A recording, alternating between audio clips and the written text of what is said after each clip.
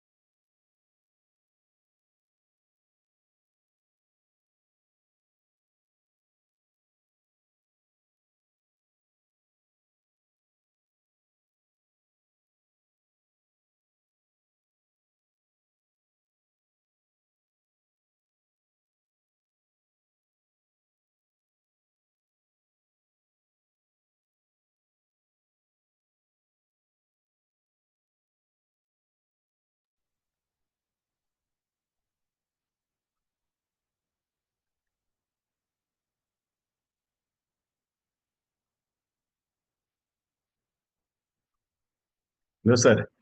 Shall we start? Good evening, everyone. So we are going to start the Mega Spotter session soon. So I welcome the speaker for the day, and for the moderating the session, Dr. Chandan will take over and will conduct the session for you guys today. So please welcome, sir. Sir, over to you, sir. Dr. Joshi, sir. Yeah. Yes. Okay, sir. Fine.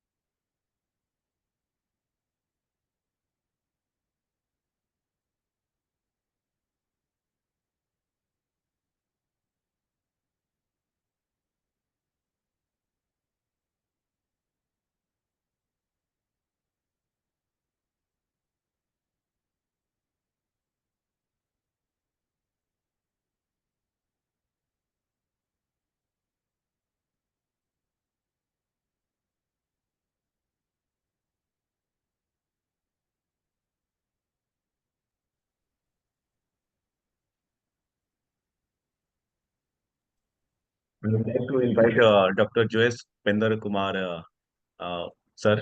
Sir is currently working as professor at STM College of Medical Sciences and Hospital, Dharwad, Karnataka.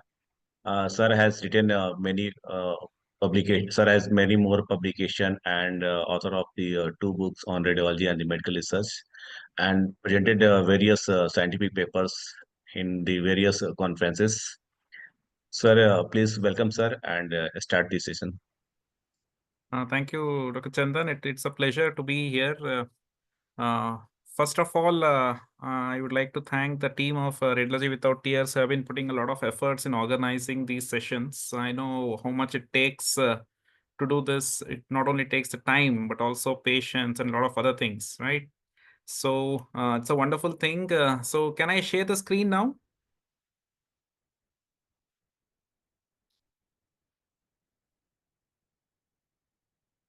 Yeah, I think the screen needs to be unshared so that I can share my screen.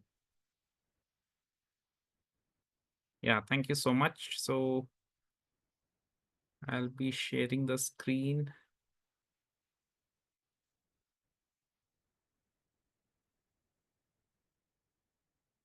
Yeah. Is the scene? Is my screen seen now? Yes, sir. You are Yes, sir. screen is Yes, sir. visible, sir, and audible, sir. Yeah, thank you so much. So we'll be starting today's spotter session. So what we will do is we'll be covering the systems of chest, meaning respiratory system and cardiovascular system, mainly the spotters. And we have very extensive spotters. Before that, I would like to request the participants and delegates here to have a paper and a pen with them. Okay, so how we will do it is like I have a set of 3 sets of 20 spotters each. Okay, so we'll conduct it like a spotter session itself. So each spotter set will have 20 questions, 20 spotters. You have to just write the correct answer. Okay. So most of them have only single best answers. Okay. So, and one more thing is you write it in your note and then we will discuss the particular spotters in that particular set. Okay. And then we'll go to the subsequent set. So you need not enter in the chat box to start with. But when we are discussing, when I ask something, you can definitely keep answering the questions and asking the queries on the chat box. So that's how we will try to do it. So I hope everyone is ready with their paper and pen. And as I start with spotters, and each spotter we will give around 30 seconds. Generally, each spotter is given 1 minute in the exams, but because of constraints of time, we need to cover more number of spotters. And one more thing is like when we are keeping less number of images as compared to the actual spotter session, that is the reason we have made it into 30 seconds. Okay. So each spotter will be 30 seconds. I have a timer with me and I'll just keep changing. So once 20 spotters are over, that will hardly take around 10 to 12 minutes. We will discuss those 20 spotters. So that's how we will be doing it. So such 3 sets are there similarly. So as I just try to start the timer. So can I start the spotters? All the delegates ready with the paper and the pen? You can just give me thumbs up in the chat box. Everyone ready?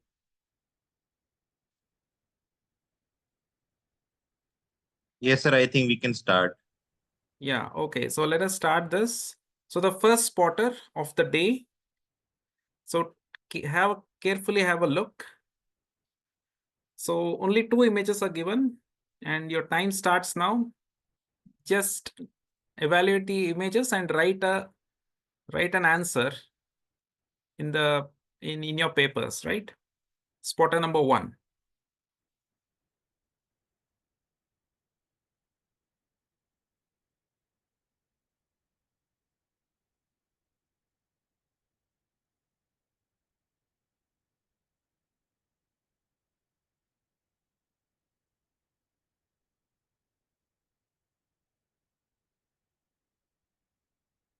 Yeah, then we will go to the next spotter. Spotter number 2.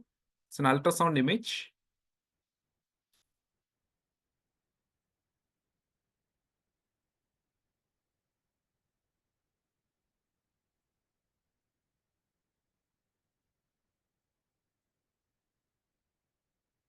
Sorry, I think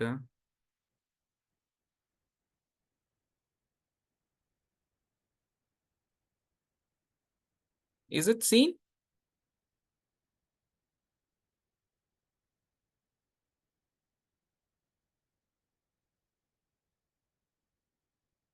I think the screen got unshared, is it?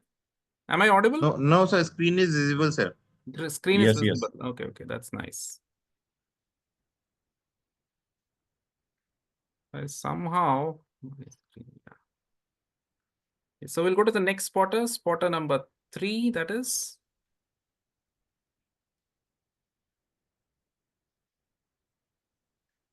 Spotter number 3 is not visible, sir.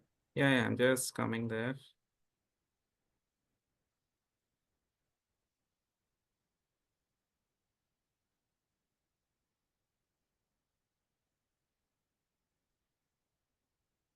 I'll just stop share and share it again, okay? So don't mind. Yeah, now I think the screen is visible again, correct? Yes, sir. Yeah, this is spotter number 3. 4 images of CT scan of the lungs.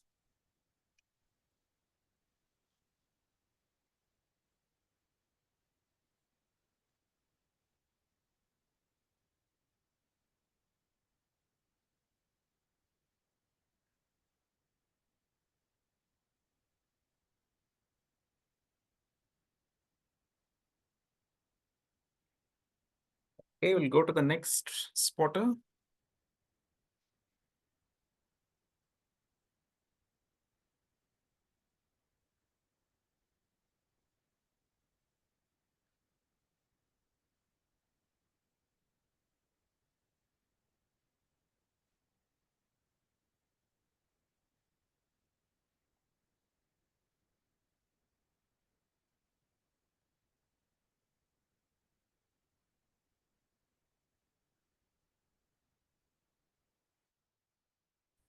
Okay, the next one, spotter number 5. It's an image of ultrasound of the fetus. Okay.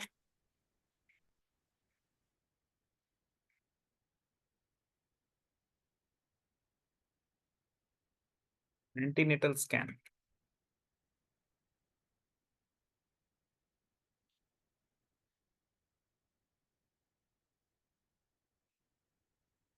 Okay, next one.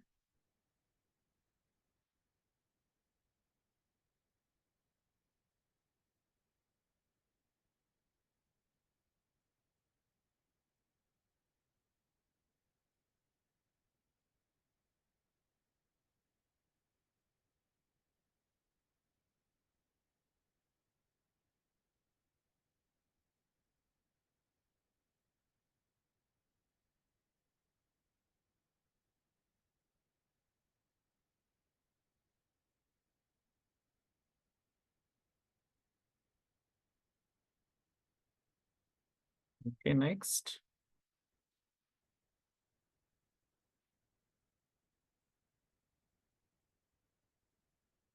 Spotter number 7.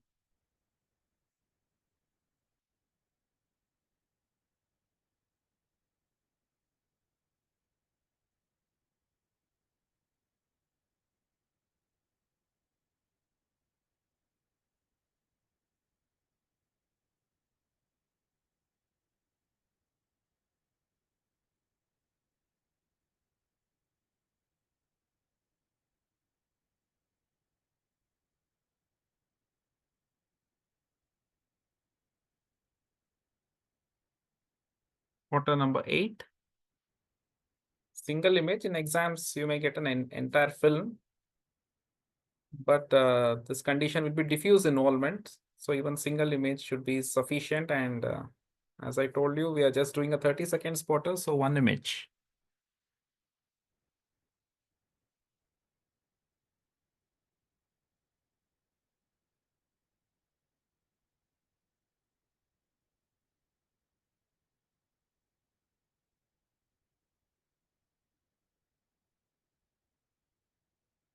Next spotter.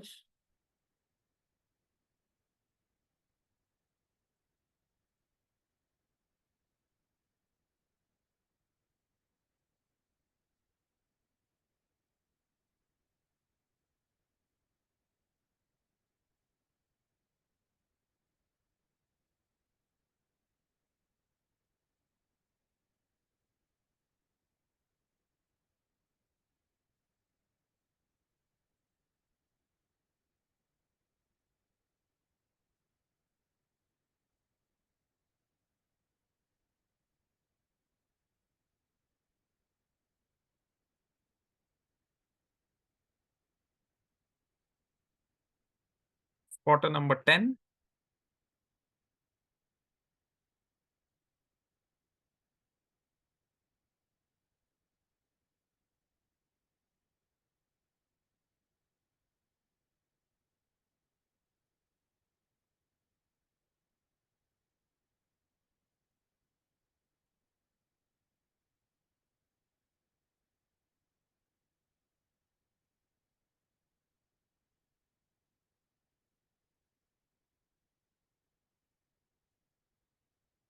Next 11.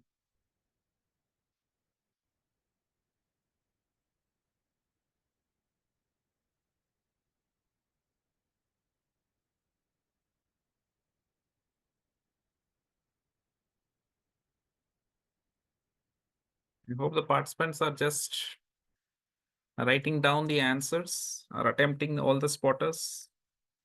We'll cross check them when we discuss.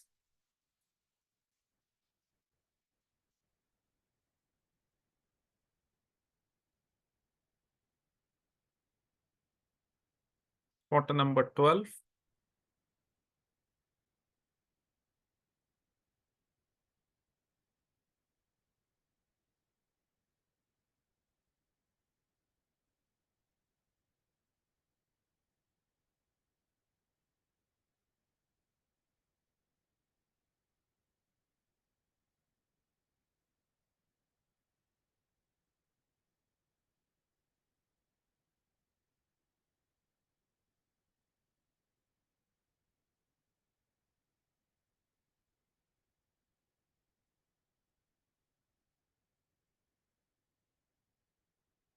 Thirteen.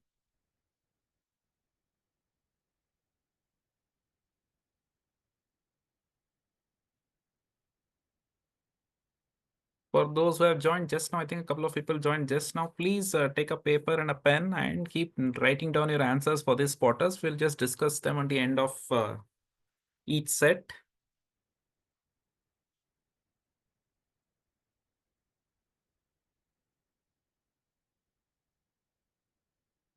Most of them will be chest X-rays, and it's a combination of both CVS and RS.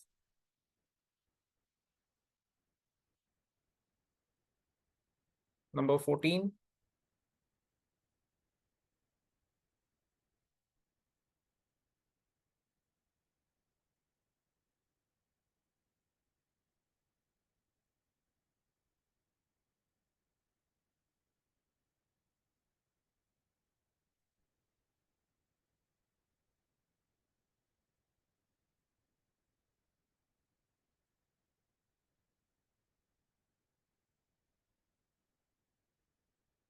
Number 15.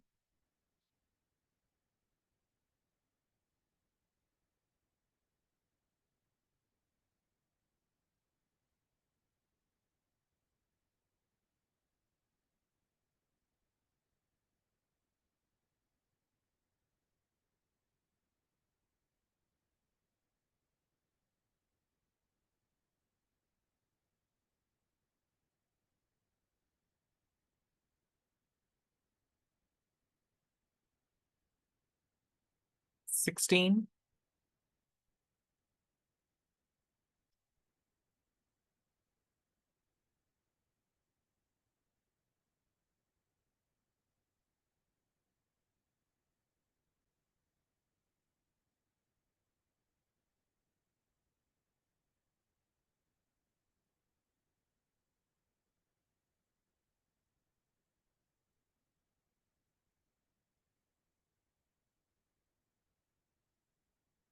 Seventeen.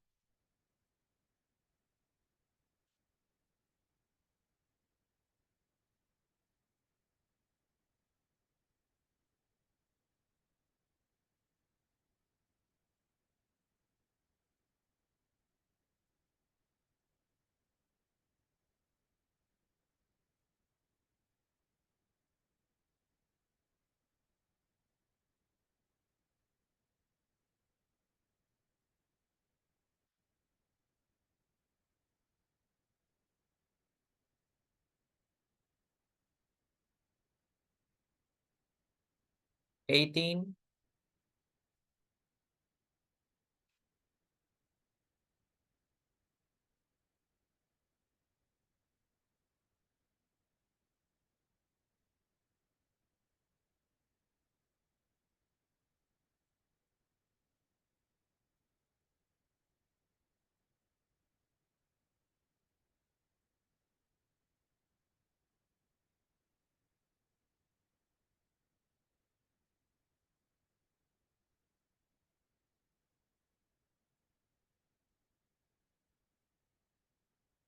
Spotter number 19.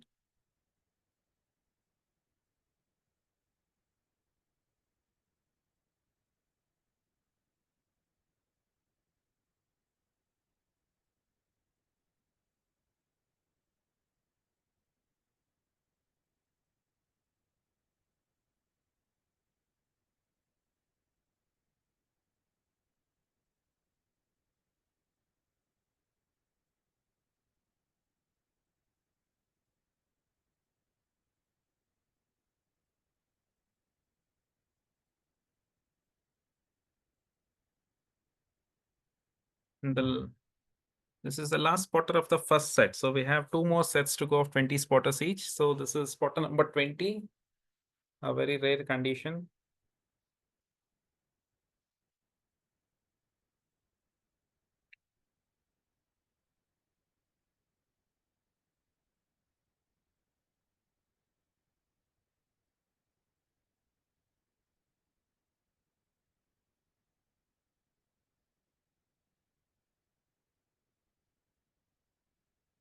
Yeah, now I think we'll just try to discuss each of these 20 spotters one at a time.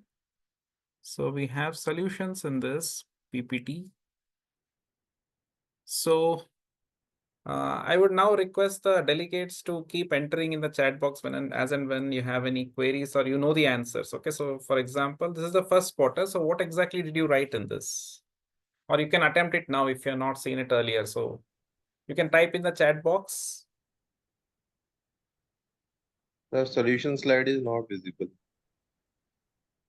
No, solution you are able to see the coronal images of the CT scan, right? No, sir. Only the last spotter 20 is visible. Okay, done. I think somehow it has paused. Resume. Okay. Yeah. Okay, so now I will stop share.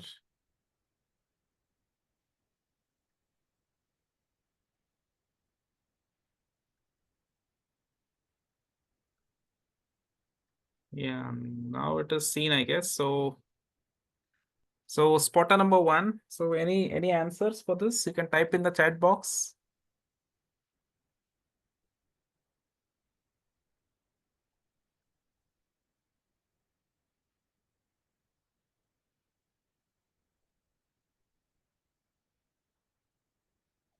We have some answers here.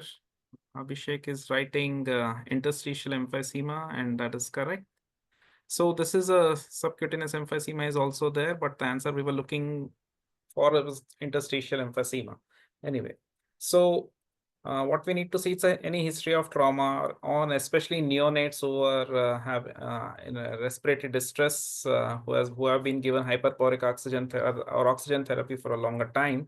They tend to develop pulmonary interstitial emphysema as a complication. So what happens here is you can see streaks of air within the lungs.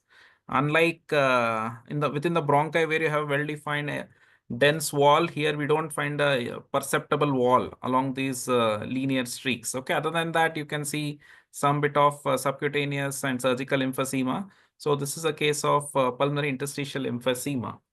So it can go on to, it can also have, as in this case, it also had a pneumothorax, right? So basically the air dissects between in the interstitium and into the vascular interstitium, also bronchovascular interstitium, and can also lead to pneumomediastinum.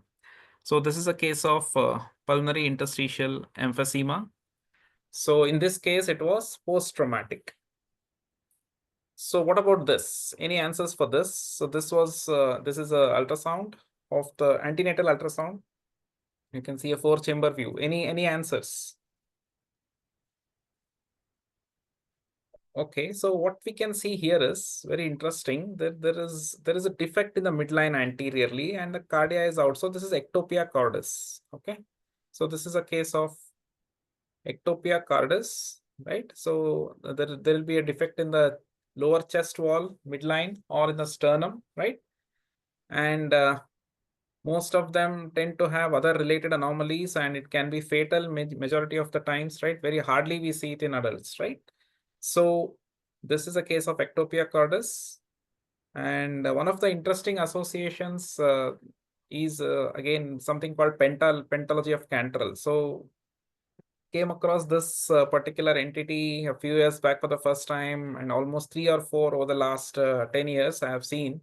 So where it's a combination of omphalocele, diaphragmatic defect, defect of the lower chest, the sternum, ectopia cordis associated with the VSD or ASD. Okay. So this is pentalogy of Cantrell. So for this particular image, you can just write it as ectopia cordis. So next spotter. So any answers for this? What exactly do you think, dear participants?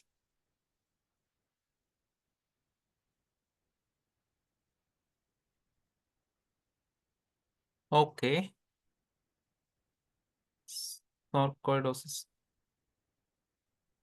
Okay, so basically peripheral, multifocal, bilateral, asymmetrical consolidations, right? Almost touching the pleura, so peripheral. And yes, so this is very classical. And especially in some of these, you can also see some peripheral halo sort of a thing, right? And in this particularly, you can see the central halo. So central lucency surrounded by consolidation is generally seen in, we call it a reverse halo sign, and multifocal peripheral consolidations. So it is cryptogenic organizing pneumonia. Okay. So cryptogenic organizing pneumonia, earlier also called as bronchiolitis obliterans organizing pneumonia. So multifocal, asymmetric, peripheral, subpleural, and peribronchovascular consolidations. So these patients will have short history of non-productive or dry cough, breathlessness, fever, malaise. So in this, what happens is there will be inflammation within the interstitium and alveoli, and also it will be extending into the bronchioles. Okay. So that is scoop. Okay, next case.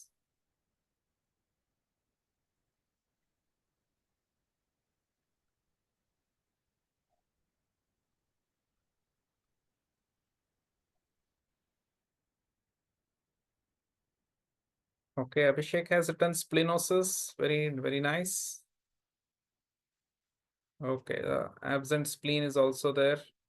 So that's correct observation, right? So the abdominal cuts have been given just to tell you that spleen is absent, and there are multiple pleural-based nodules. Okay, pleural-based nodules, very round, oval, right? Very well defined, and we can see that spleen is absent. So it can represent intrathoracic splenosis. So how is it different from a polysplenia or some like, right? Polysplenia and things like that. In polysplenia, the spleen, there can be multiple spleens, but still everything will be supplied by splenic artery finally. But in spleen, and it's an acquired, congenital condition, splenosis can be acquired due to secondary to a trauma, diaphragmatic surgery, right? So surgery and trauma can cause implantation of splenic tissue, especially if there is associated splenic trauma, right? So all these nodules will tend to show enhancement similar to what a spleen would have shown, a native spleen would have shown. So that is the reason this is intrathoracic splenosis. Again, a rare entity, not so commonly encountered in practice. So it's an acquired condition in which there is auto-implantation of splenic tissue, history of surgery, splenic trauma, diaphragmatic injury can be there, and it usually takes up local bed supply, unlike polysplenia, which has a supply from the splenic artery. And pleural-based nodules, they are rounded, sessile. It's a benign condition, and whenever in doubt, especially there is always a doubt whether it could be metastasis or something. So we have to do a technetium-99 sulfur colloid scan. And a technetium-99 damaged RBC scan is actually even more confirmative of this process. Okay, so the next slide we have.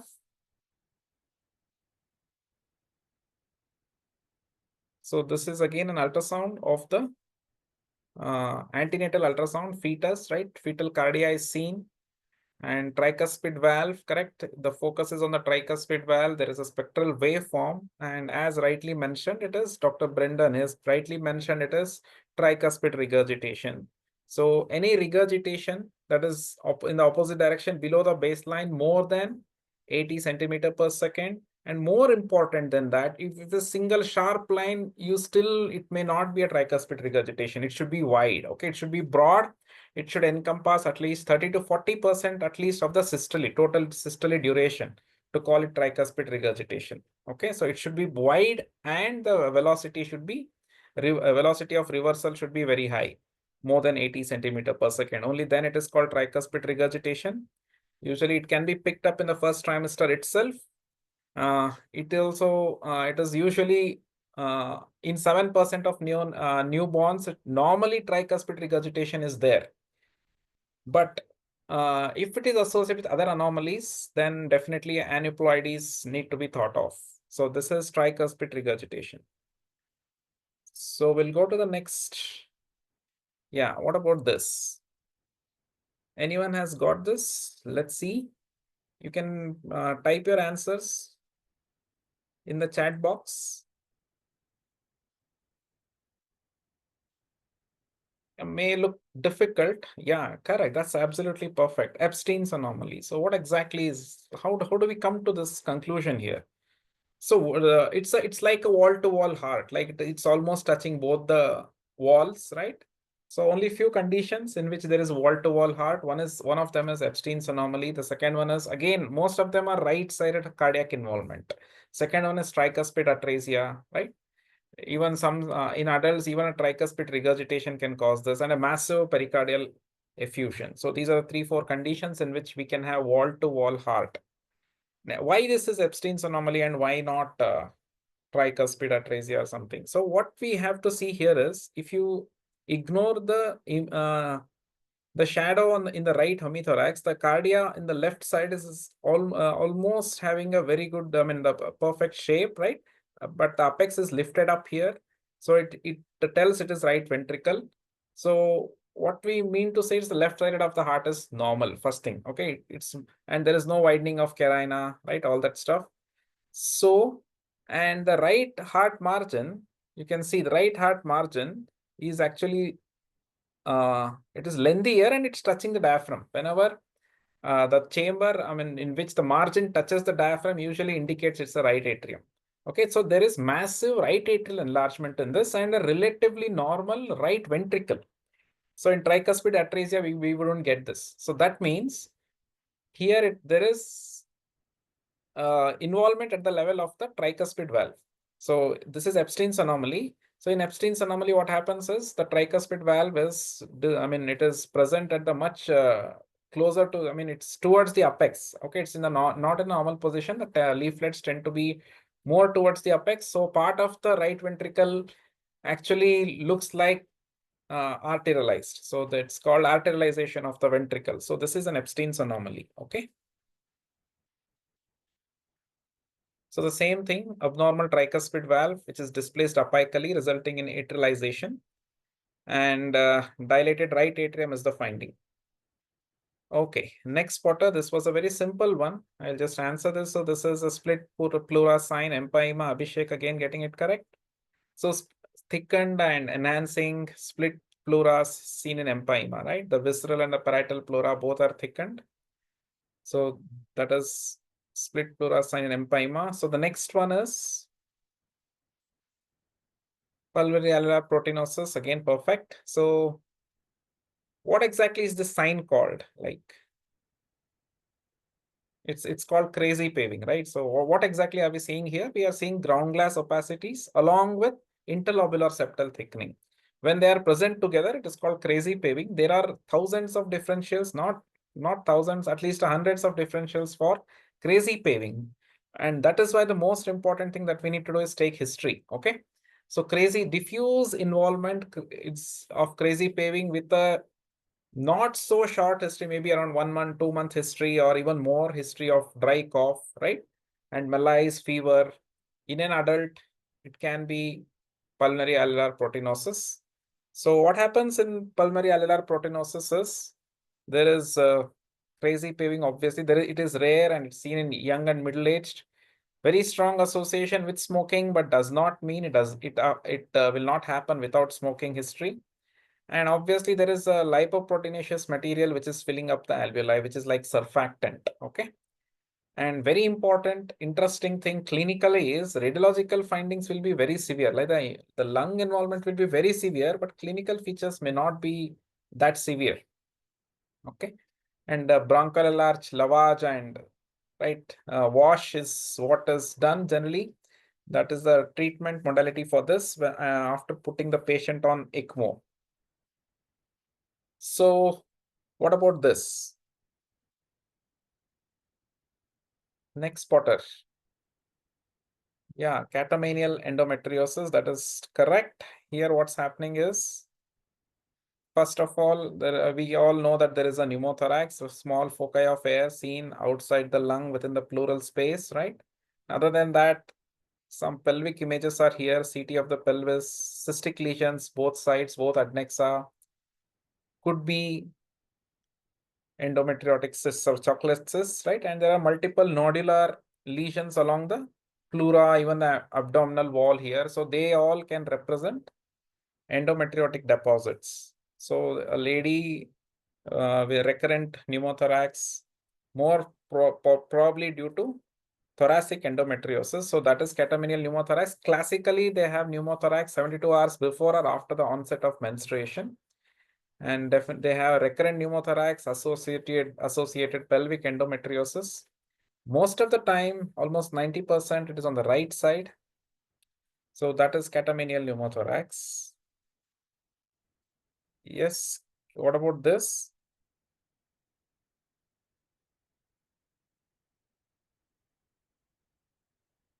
Okay. Septic emboli, definitely possible. But they are very well defined if you observe, right? Where will the emboli happen? Like bases, apex, septic emboli. Wegener's a very good guess. All this can be perfect DDs for this.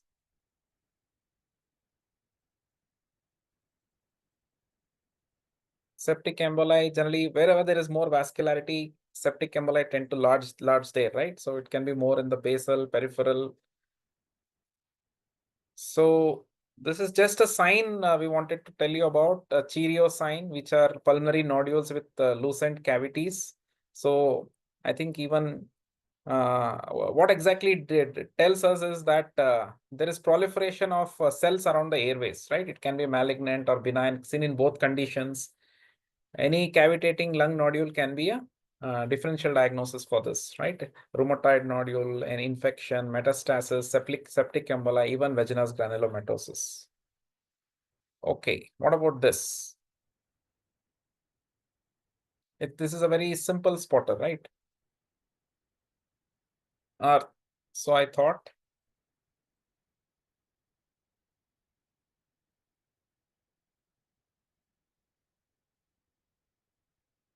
Bronchial intubation. Yeah, that is perfect. So what has happened here is we can see the endotracheal tube going on to the right main bronchus. So the left lung is not aerated, and this is a collapse of the entire lung because of bronchial intubation, right? It's collapse of the entire left lung. So this is sort of, it's causing obstruction of the left main bronchus. So what if for any other reason there is an obstruction, maybe at the level of bronchioles? What will happen if there is any bronchial obstruction? How will the distal lung appear? Anyone wants to take a guess? This is central, like this is central obstruction. So the entire lung is, yeah, exactly. So Abhishek, Dr. Brendan, both are telling hyperinflated. Perfect. So why does it happen? Because there are numerous passages, communications between alveoli and air spaces, right? So pores of Kohn, perfect. Canal of Lambert, pores of Kohn, many things are there. So, and even across the fissures also, there are supposed to be certain communications in some individuals. So the more distal the obstruction, it will be more of hyperinflation of the distal lung because of air trapping. Whereas the more central the obstruction, there will be collapse, just like this. Okay. So let's go to the next. Yeah, what is this?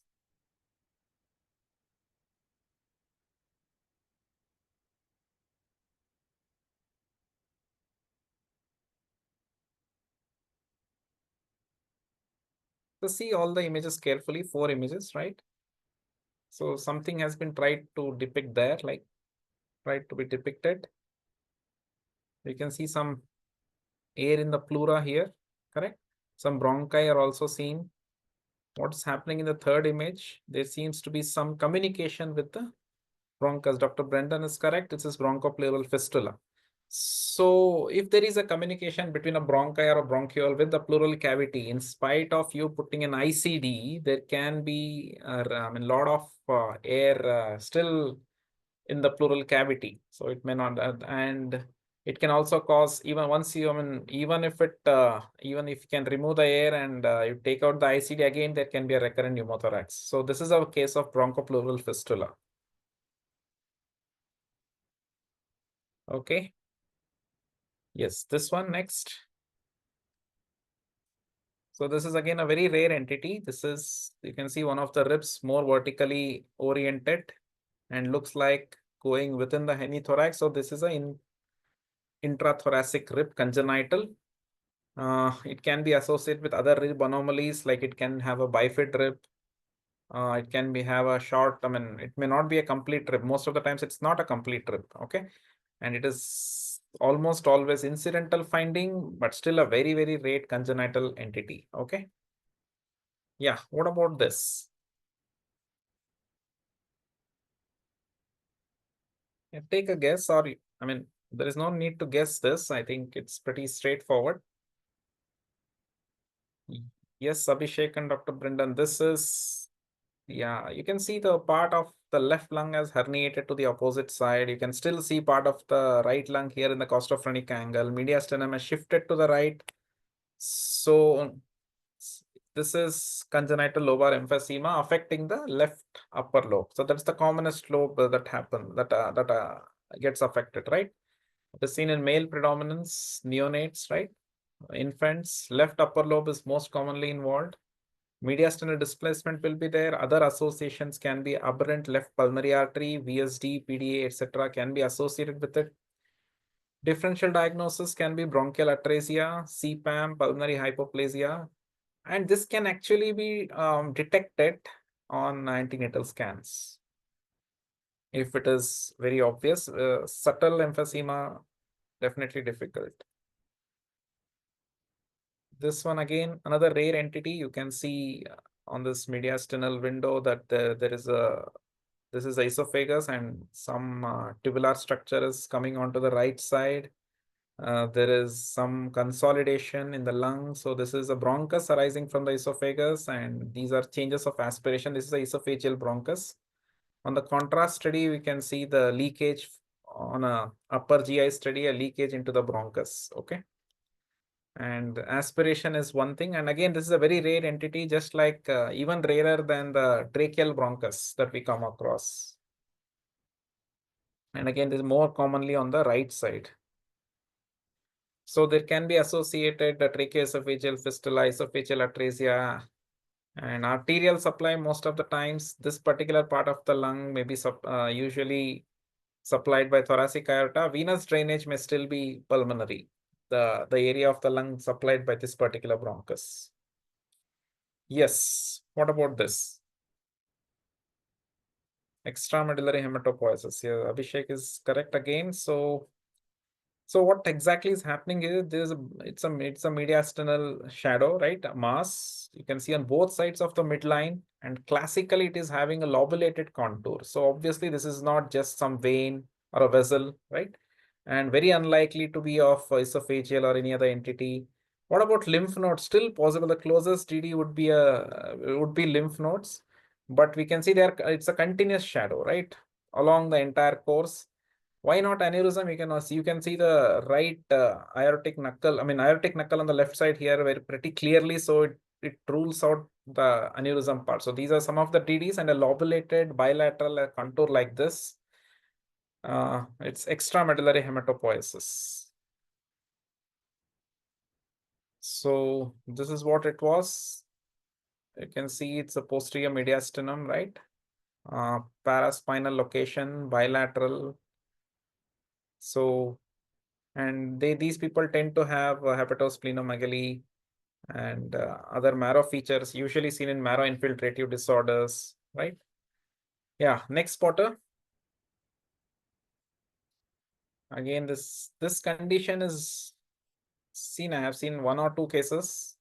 Again, that means it's relatively rare. So post any surgery or trauma to the chest, we can see that a part of the air, there is a air containing lesion with continuity with the lung. So it's a herniation of the lung or the pleura itself into the chest wall, correct? So this is extrathoracic lung herniation.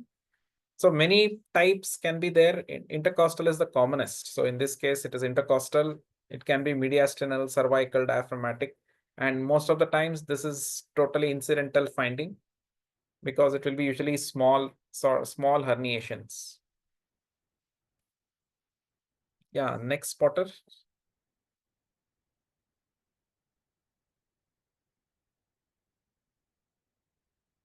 Anyone wants to? Anything, that's fine. I mean, we are not judging here anyone. Vanishing lung syndrome, okay.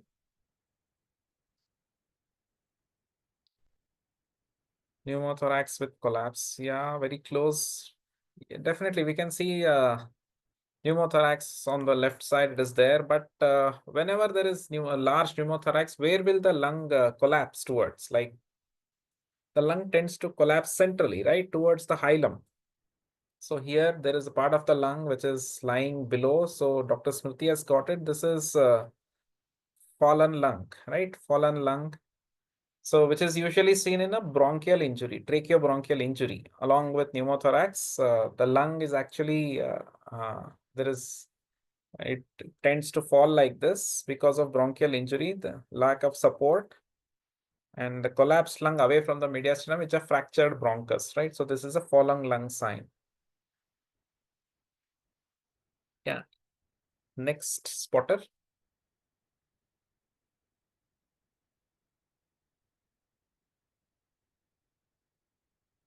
Just a single image, very simple. Rasmussen's aneurysm, perfect, that is correct.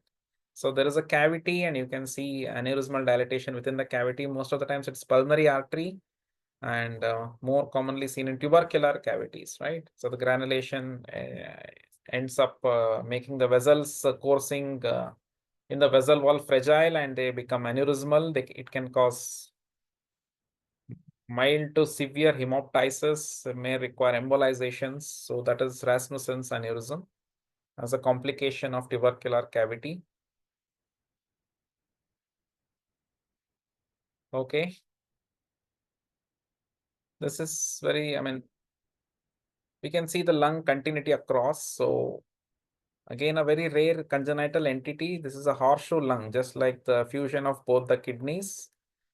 And so this is from the net, obviously, this image, correct?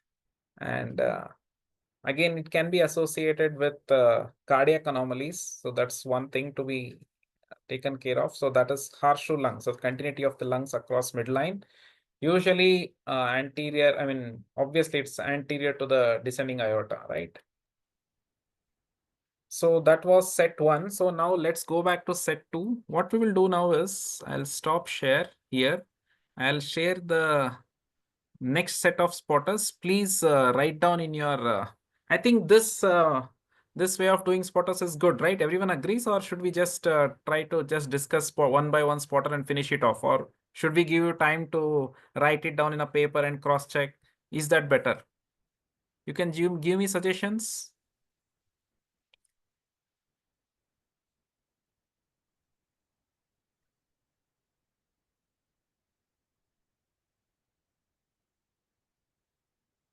Yeah, you're able to see spotter number 20 that we already discussed. So this is better. So we will go with this ahead, right? Yeah, okay. So the next simultaneously is better. Okay. I think we'll do one more set like this, and the last one we'll just discuss, right? So that will be better. So we have 3 sets in all. Again, yeah, so we can start with this. Okay, we'll again give you 30 seconds each spotter. So this is spotter number 21. Please write down in the paper, right? It will hardly take 10 minutes and then we'll discuss for 15-20 minutes. So we'll have total of 20 spotters in this set. easy ones, moderate ones, a little bit difficult ones, a combination of all. At the end of it, you can be rest assured that we have covered most of the spotters in CVS and chest. So your time starts now.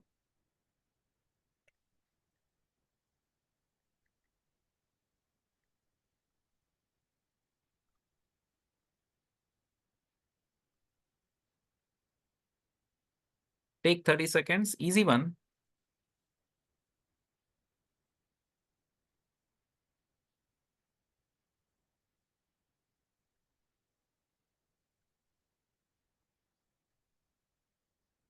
Okay, next spotter.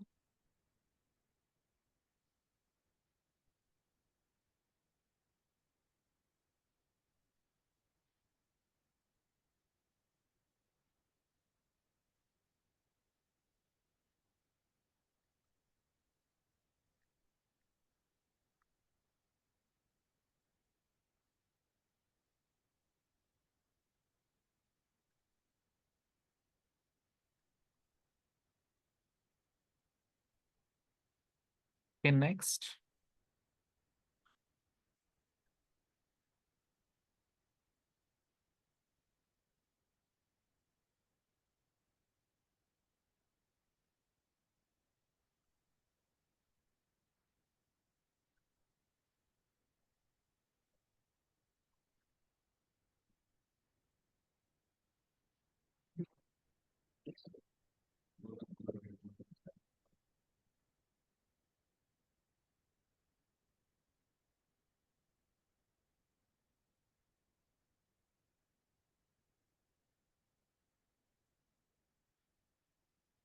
Next.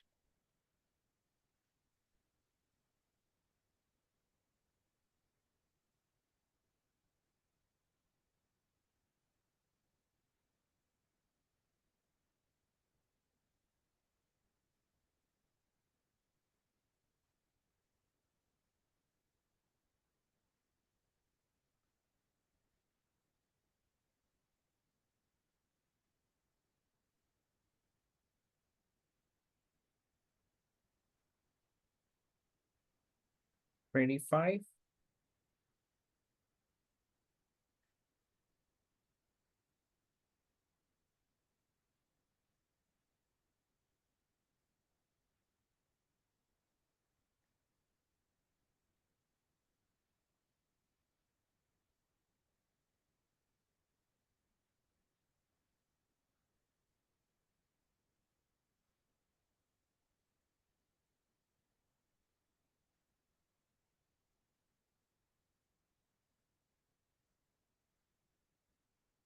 $26. Very similar, right? Most of them. So they have been grouped here.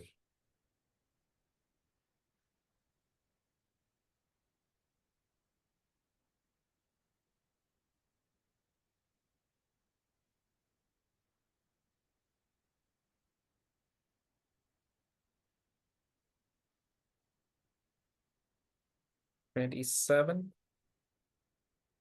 A single CT image is provided with adequate information to arrive at a diagnosis.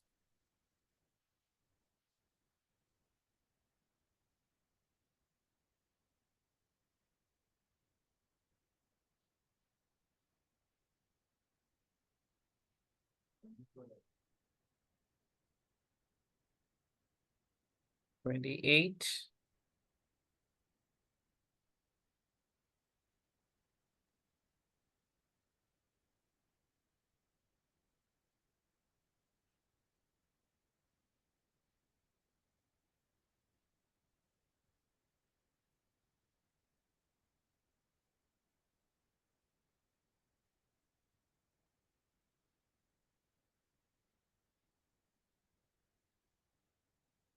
$29.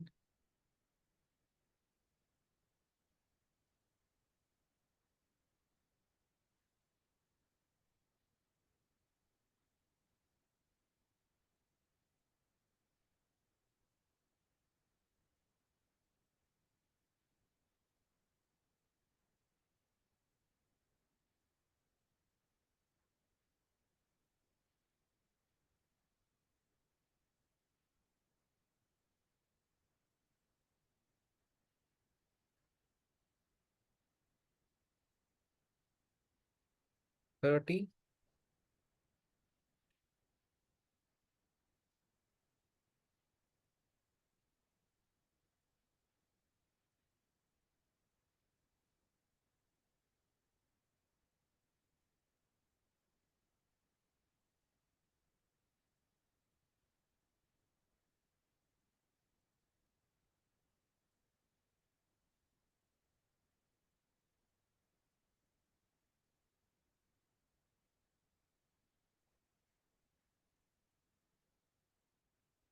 $31.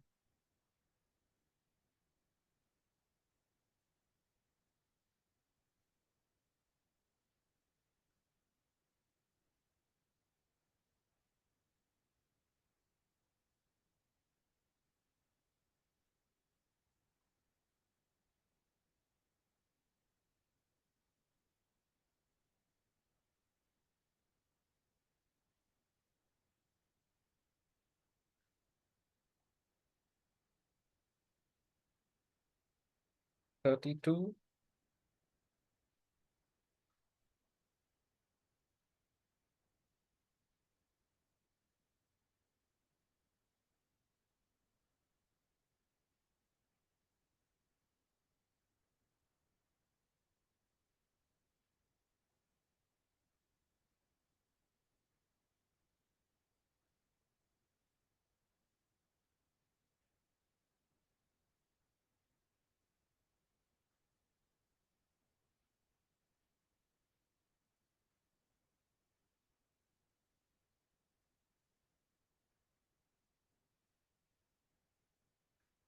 $33.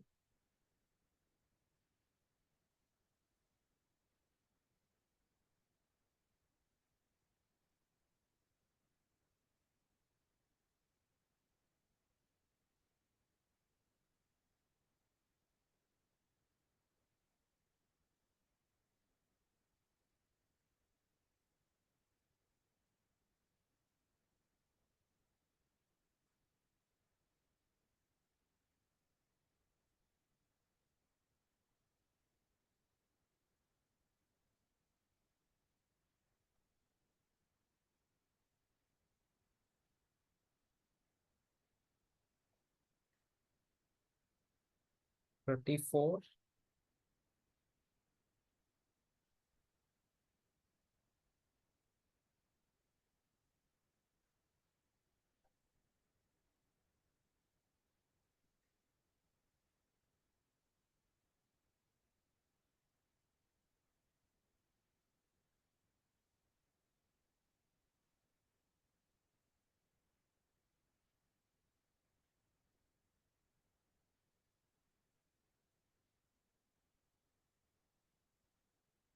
$35.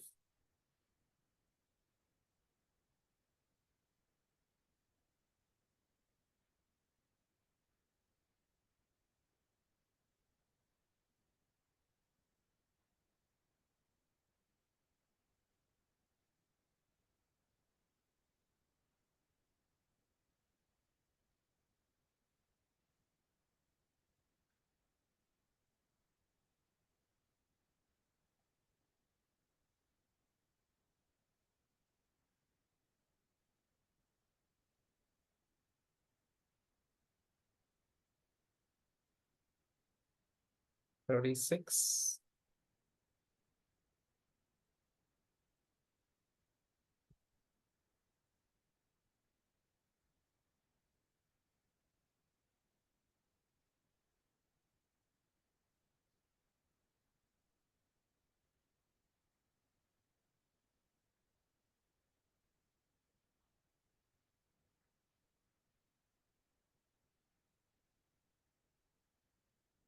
$37.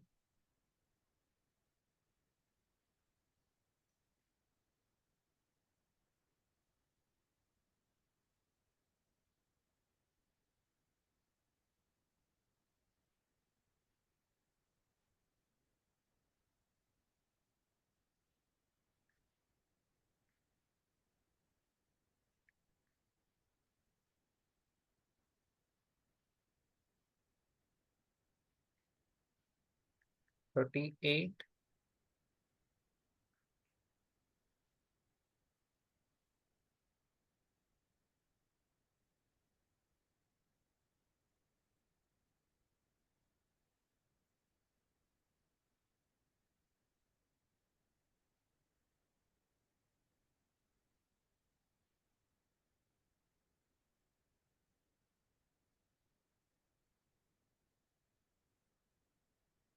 39.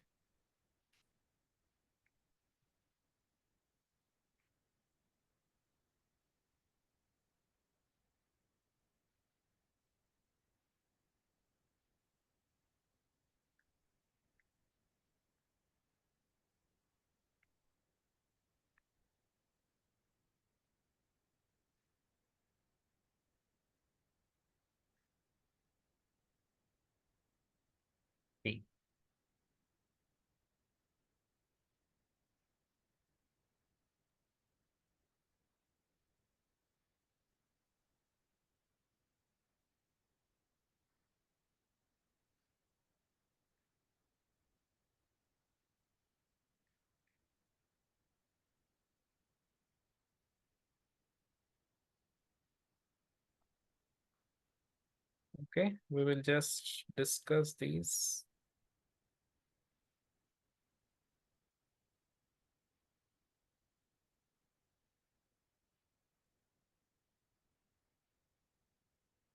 So this was the first one. So what this could be? 20, spotter number 21. Very obvious, right? Yeah. So this was left lower lobe collapse. So why is it so? So it is like a flat waist sign. See this triangular shape, right? Retrocardiac opacity. So very obviously it is left lower lobe collapse. We can see there is also silhouetting of the diaphragm. So that tells it is the lower lobe again. And what we need to see in collapse, what we need to remember is there are direct and indirect signs, very basic but very important. Direct signs are only two. What are the direct signs of collapse, of a lung collapse? Direct signs of lung collapse. One is crowding of vascular markings. The second one is fissural displacement. Only two things, okay? So that's we need to understand. And this is very basic in exams. You're supposed to tell them. All others are indirect signs like crowding of ribs, mediastinal displacement, cardiac shift, and other signs, loop cecal sign, this sign, that sign. Most of them are indirect signs. Direct is you're able to see the abnormality within the abnormality. Lung vessels are within, and fissure is also, which is the border of the lobe, fissure. So in this, we can see fissural displacement.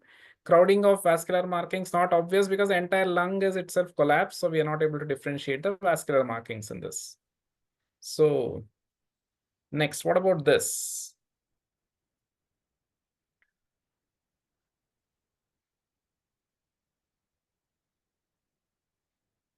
Okay, so Abhishek is at it again. Yeah, Abhishek and someone using an iPad, I guess. Monier Kun. So what, obviously there is bronchiectasis bilateral and more of it in the center. In fact, on the left side, but here in all the sides. More important thing, there is a asterisk here. So this is tracheal dilatation. So there is a tracheal dilatation, bilateral cystic bronchiectasis. So obviously it is tracheobronchiomegaly, which is Monier-Kun syndrome. But we also need to know what are the differential diagnosis of bronchiectasis. So trachea, when it is more than 3 centimeters, especially above the aortic arch level, if the diameter is more than 3 centimeters, it is tracheomegaly.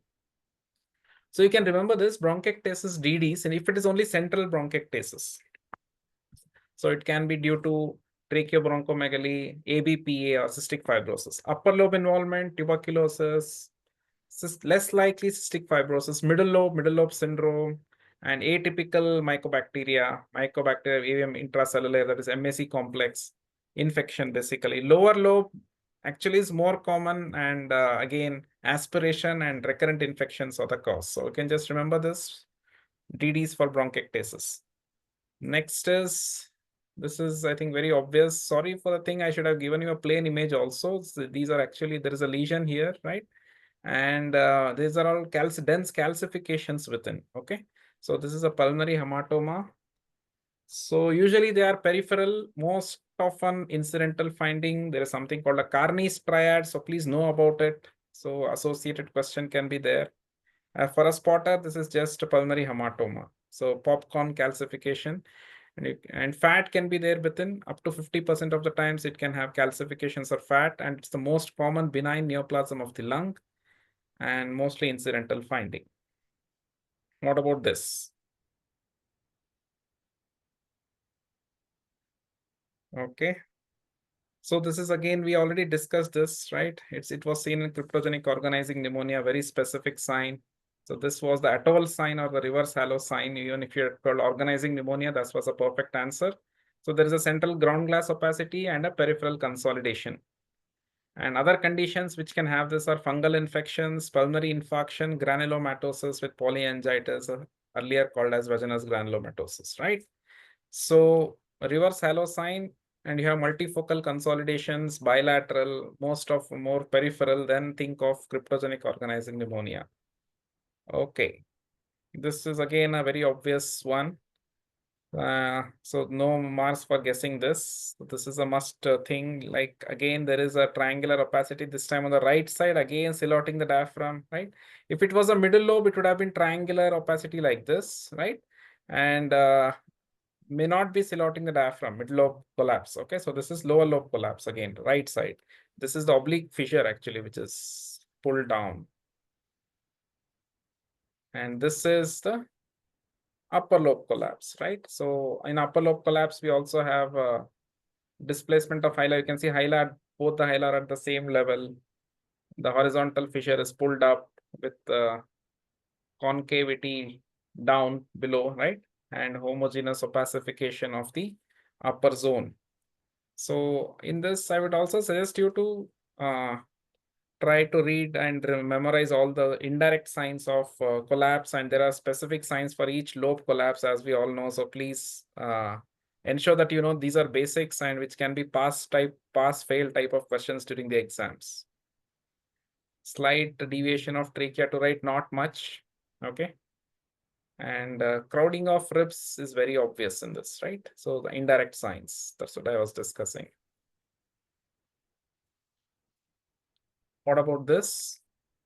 Large mass, like large mass in the anterior mediastinum, which is containing fat and some soft tissue density also, right? So anterior mediastinum, think about the 40s, in that this is a thymoma with fat component, so it becomes a thymolipoma. It's not exactly a thymoma, it becomes thymolipoma, a large one, right? Simple, correct? What about this? Very easy spotter, very specific. So we can see the figure of 8 appearance. Dr. Brendan has got it correct. Abhishek has got it correct. So the total anomalous pulmonary venous communications or connections, right? So in this, what happens is the pulmonary venous drainage, entire pulmonary veins drain into right atrium, as they should have drained into left atrium, left side of the heart, but they end up in right atrium again. And these are of 4 types at least: supracardiac, cardiac, infracardiac, and mixed. Supracardiac is when the pulmonary veins drain into the above the level of cardiac veins, I mean, of the left the heart. It can be the SVC, the persistent left SVC. Okay, in TAPVC, there will be a persistent left vertical vein. That is what gives you the left upper margin of the snowman appearance. Cardiac, it can directly drain into the atrium or into the coronary sinus. Infracardiac into the portal venous system or IVC. Mixed, it can be both it can be both cardiac and infracardiac. So that's what is TAPVC. And there is an entity called partial anomalous pulmonary venous communication also. In some of the veins get drained into pulmonary veins into the systemic circulation, and some into the pulmonary, into the left atrium finally. What is this? What's happening here? Pulmonary sling, that is correct, is formed by pulmonary sling is formed by sling is okay. So most important in this, more than this being a spotter, I would request you all to learn to identify which vessels are these. Very important. Okay. So SVC, aorta, pulmonary artery. I see people, students, they're not able to identify these structures on exams, and they end up cutting a sorry figure. So this is aorta, obviously, and use right? This is aorta, this is pulmonary artery. So you can see one of the vessels coming from the pulmonary artery going behind the trachea in front of the esophagus is here. So there is an anomalous course of the left pulmonary artery in this. Okay. So that is what it's, and the risk is it can cause dyspnea. I mean, it can cause compression over the trachea, esophagus, right?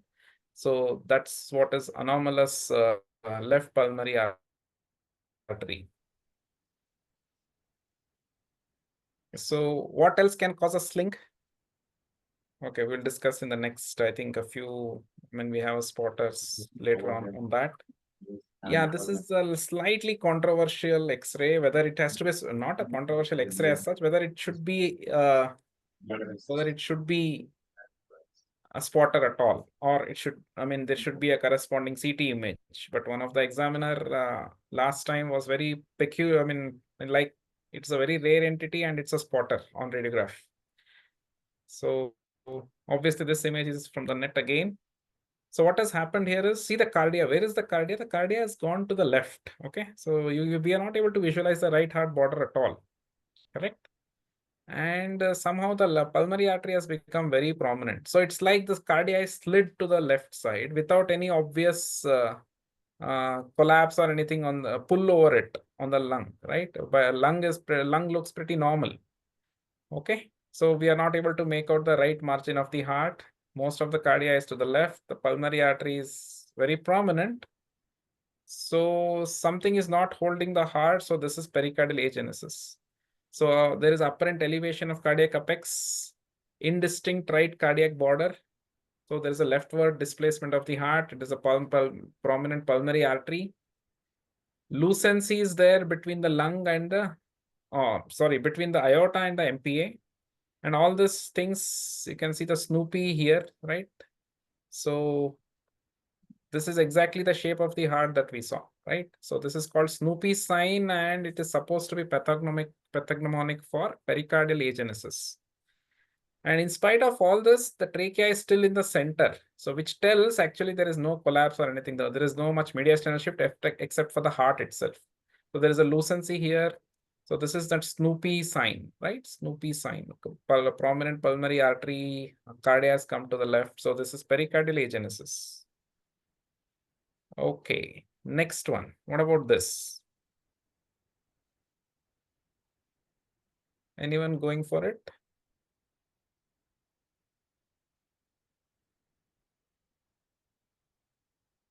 Okay, this is the descending thoracic aortic aneurysm. What we can see is there are two borders here. The inner border, obviously the more denser one is the heart. The outer one is actually continuous with the aorta. We cannot see the aortic line here parallel to the spine, correct? So it has gone here. So, and this is the descending thoracic aortic aneurysm. Okay, what about this? This was a spotter in one of the recently conducted exams in our university. Okay, so what is happening? Just carefully evaluate what is happening in this. So there is an aortic arch. So there is some bulbous swelling on the medial aspect, right? And through which one of the vessel is actually arising. So, and it's going behind the trachea. You can see now it has come behind the trachea and further it is going towards the right side. So this is right subclavian artery and its origin is very bulbous. So what does that mean? The aortic arch, first of all, is a left-sided aortic arch. Okay. And there is an aberrant right subclavian artery and the bulbous. So this is Commerell's diverticulum. Okay. So it's called Commerell's diverticulum, which actually means there will be a bulbous enlargement of aberrant subclavian artery, whichever side it may be. So in most of the times, it will be a right-sided aortic arch with aberrant left subclavian. But in this particular case, it was left-sided aortic arch with aberrant right subclavian artery. So remember this, Commerell's diverticulum. Yeah, Dr. Smriti, Dr. Brendan, Harshini, everyone had got it correct. That is correct. I didn't notice that. Good one. So, but you should write the aberrant subclavian artery also. I think that will be good. Yeah. So this is like trying to do some coronary CT. cardiac and coronary CT. So, okay, there are multiple veins. Maybe that's the reason you have called it Kawasaki, but coronary aneurysm. So this is the aortic, right? These are the aortic sinuses. You can see clearly, right? So the right coronary artery arises from which sinus? So there are right and left coronary arteries. So they arise from the aortic sinuses, right? Anterior, right and left coronary sinuses. So one of them is non-coronary. Right arises from anterior, as we can see clearly. And the left should arise from the left coronary sinus, which is actually aortic sinus, sorry. Left aortic sinus, which we are not able to see, not depicted at least in this. But instead, there is in place of that, there is something arising from the pulmonary artery. The left coronary artery is arising from the pulmonary artery. That is why it is anomalous origin of left coronary artery and pulmonary artery. So this is Al-Kappa. Perfect. So Kiran, Sahil, Kotla, Harshita, everyone has got it. Really nice. I think you people must be doing a lot of coronary CTs and all. That's nice. So it's an interesting thing, coronary CTs. So how it starts from origin, how to identify the exact origin anomalies and the course, right? There is something called myocardial bridging, all of which can be spotters. So please ensure that you all see those other remaining spotters. This is one of the one for its for depiction. So we'll go to the next spotter. This can be fatal in infancy, right? So this is a very fatal anomaly. It can be, there can be, because pulmonary artery contains deoxygenated blood. So coronary artery ends up having deoxygenated blood and at the risk of compression. So all this put together, it can be fatal. What about this? So this is a cardiac MR. There were many images, but I thought a single image, not to confuse anyone, just put one single image here, which is very obvious. So why not a mass? Why is it not a cardiac mass? Why do people think it is HOCM? Okay, so it is diffuse involvement of the septum and the free walls, right? Both and the apex. So there are many types of hypertrophic obstructive cardiomyopathies, right? Many types. So it can be septal, lateral wall, apical variety, symmetrical, asymmetrical, right? So this is one of those diffuse varieties of HOCM, right? So if it was only focal, then the problem would have been like only septal HOCM, very thick, usually more than 15 millimeters is what we call septal hypertrophy. So then we should also consider whether it is a mass or something. So then we need to be very careful, and look at all the sequences to look at the intensity of the thickening if it matches with the myocardium, and even the late gadolinium enhancement when suggests some mid myocardial enhancement in hypertrophied segments.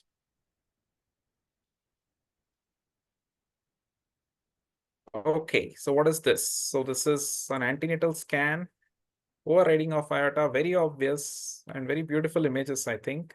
So right and left, so this is the right ventricle, left ventricle, and there is a VSD, right?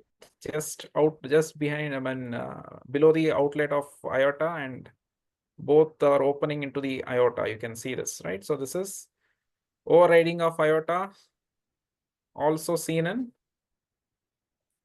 one of the component of even tetralogy of Fallot, right? Overriding of aorta.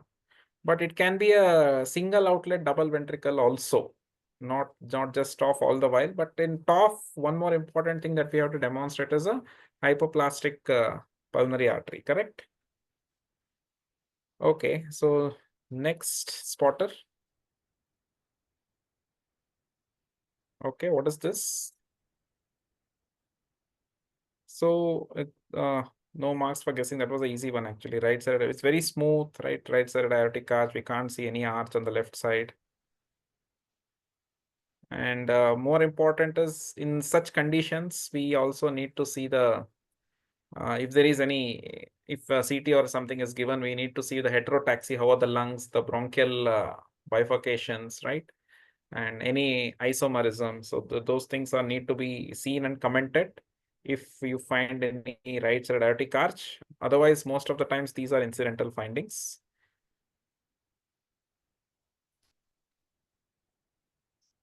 This is the origin of a vertebral artery directly from the one of the vertebral arteries, the left in this case, directly from the aorta, right? So anomalous origin of left vertebral artery from aortic arch. So just these images are just to tell you that these vascular anomalies can be very great spotters. So please know most of them, the common ones at least. Okay, again. Oh, that's really nice. Harshini, Abhishek, everyone getting the answer. Kiran, everyone tell what type of sequestration can you qualify it further? So it is a lung sequestration, definitely. Obviously, there are types of sequestrations, lobar, intralobar, extralobar, perfect. So it is not intralobar, right? It is somewhere in the abdomen, below the level of diaphragm. So it will have so we can see it here. It is below the level of diaphragm. And that means this is extralobar and it's getting arterial supply from the aorta, correct? And it will be equally echogenic as the lung. It will be like a mass. It will have a separate pleural component, whereas intralobar will not have separate pleura. And all these can be actually picked up on anomaly scans at late first trimester, second trimester, early second trimester. So this is the extralobar pulmonary sequestration. So sequestration means that there is no communication with the bronchial tree or pulmonary artery. And if it is lobar, it can have both pulmonary venous or systemic venous drainage, whereas extralobar will have systemic venous drainage. Arterial supply is always from systemic, most of the times from the aorta. Okay. Bovine aortic arch. Harshini has got it. I think Kiran. So he also tells the same. So yeah, obviously we can see two great vessels arising from a single limb here. One is the brachiocephalic, the innominate artery. The other one is the left common carotid. Both are having common origin. And that is what is bovine arch, which is one of the most common anomalies of aortic arch. Okay. And many times incidentally seen on angiographies. So this is the bovine arch. So yeah, this one is again a very easy spotter, single image. Perfect. So it's Winsock aortic dissection. So there's no DD for this, right? So what is important to know about here is one that it is a spotter. And recently we also, in last couple of years, we had even a short case on aortic dissection where they were told to identify, the students were told to identify how to identify a false lumen from a true lumen, and also Stanford and DBK's classification. So these are important things. Please read up them well, and they can give you good space in the exams. And obviously, it's a very easy case if you get an aortic dissection, but you need to know these things, how to identify false from true lumen, and Stanford and DBK's classifications, and the treatment part, okay? Intervention. So these things should help you when it comes to a case on aortic dissection, right? So I think we'll have a last set of spotters now. These set 3, what we will do is we will keep discussing as and when we go. Okay, so we have 20 spotters. We'll try to discuss over the next 15-20 minutes. You can just type in the chat box, right? The whatever answers you feel. So let us start with the first one. Can we start? And then immediately we'll just keep discussing. Okay, instead of writing, you can just write it, type in the chat box. So that will be well taken. So this is spotter number 41 for the day.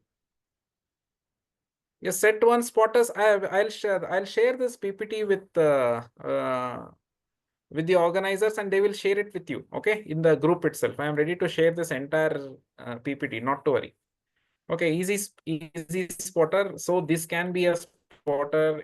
This can be a short case. So please, so Dr. Smriti, Kiran, Harshini, everyone has got it correct. Really nice. That is Sumita, Abhishek. Yeah, so this is UIP. Why do you say it's UIP? Characteristic findings. There is an apico-basal gradient, right? So basal, peripheral, posterior, more involvement will be there. And honeycombing is a characteristic finding. Okay, traction bronchiectasis. Honeycombing. What is honeycombing? Anyone? When do we call it honeycombing? And what we need to understand here, yeah, layering of cysts, at least more than two layers of cysts, okay? And macrocystic honeycombing is one of the characteristic feature of UIP pattern of ILDs. So what we need to understand here, these are all patterns. These are not diagnosis. UIP is a pattern. Diagnosis can be right from IPF to any condition. End stage will be very similar to this. More and 50% of this UIP pattern are IPF. So idiopathic pulmonary fibrosis, which is a pathological diagnosis. And so remember this, UIP is a pattern, and in chest CT, it is always identification of pattern. It can be a bronchopneumonia. Again, it's a pattern. Interstitial pneumonia, it's a pattern identification. We are not giving an exact diagnosis. Based on the pattern and the clinical history, you can put a diagnosis finally, okay? So basal and multiple layers of cysts, macrocystic, traction bronchiectasis is there, interlobular septal thickening, okay? Irregular interlobular septal thickening representing fibrosis. All these things together, it's a UIP pattern of interstitial lung disease. And in that, the idiopathic variety is called idiopathic pulmonary fibrosis. Okay, next spotter. Yeah, you can just keep typing in the chat box. We'll keep discussing as and when. Yeah, Dr. Smriti, you're right. At least 3 layers. Minimum of 3 layers is required. So people are telling it's a centriacinal, emphysema, LAM, LCH, centrilobar. Okay. So the closest, oh, that's really nice, LCH. So first thing is whether it is an emphysema or a cyst. When do we call it an emphysema? When do we call it a cyst? Emphysema will not have any wall. Okay, so that any perceptible wall. That is what is emphysema. But here we are able to see some thin walls, okay, thin walls around them, very thin walls. So these are cysts, air containing cysts, okay, of different sizes. Sumita, Dr. Smriti, and everyone is getting it right. Bizarre cysts. So various shapes, various sizes, upper lobe involvement, upper and middle maximum, middle involvement is characteristic of LCH, which is seen in smokers most of the times, right? The history of smoking is again very important. How do we differentiate? What are the other DDs for this? As one of them told, emphysema as a DD, imperceptible wall can help you out in that. Air trapping, areas of air trapping, mosaic attenuation, all can be therein. Yeah, the second one is lymphoid interstitial pneumonia. Correct. Lymphoid interstitial pneumonia will be usually lower predominant, lower lobe predominant. Okay. Again, can be associated with some connective tissue disorders, right? LAM is again another one seen in ladies, but in that characteristically the cyst will be of same size and same shape, and intervening lung will be normal, whereas in LCH you can find some areas of fibrosis and all. Okay. Nodules, exactly. Even lymphoid interstitial pneumonia can have nodules. LAM will not usually have nodules. LCH can have centrilobular nodules. So that is correct. So interesting. So we need to differentiate these 3 types or 4 types: emphysema, LAM, LCH, and LIP. Correct. So please read up, make a table, 3 or 4 differences each. Not great, but it can fetch you a lot of marks in the exams if you get cases. Okay. So young adult smokers, we already told all these things. So septal thickening may also be there. Yes. What about this?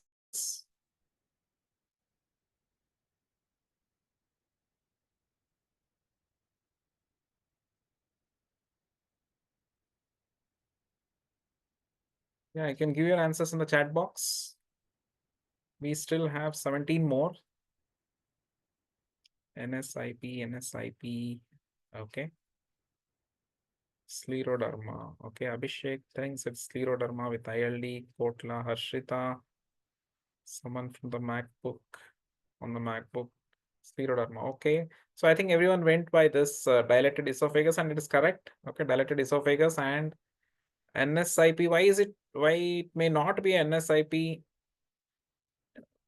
It's a thin fibrosis, right? Even scleroderma can have NSIP pattern other than UIP pattern.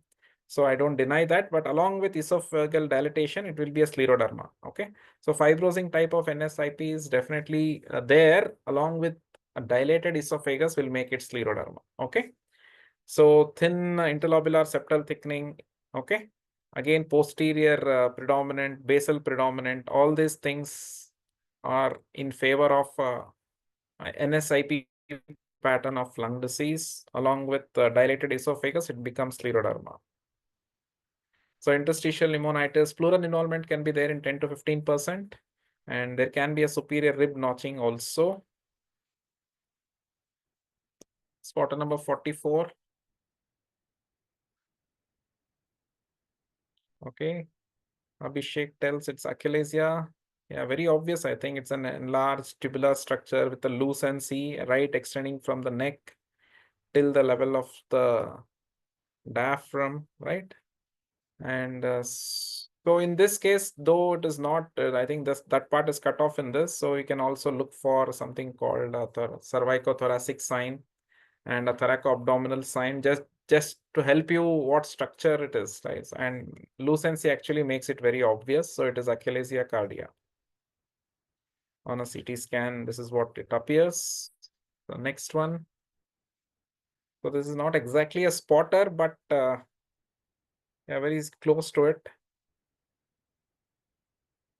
Just the hint is that you can see some vessels here. So it's yeah, it is a venolobar malformation. Actually, it's a venolobar malformation.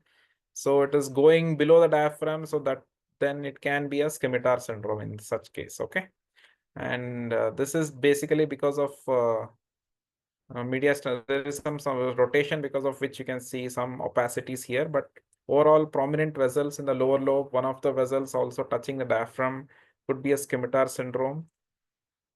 And so there was in this CT scan there was a large IVC and an abnormal vein seen joining the IVC. So it was a case of scimitar syndrome in which there is a hypogenetic or a smaller lung and aberrant pulmonary vein draining the right lower pulmonary vein into the infrahepatic IVC or portal vein. Okay.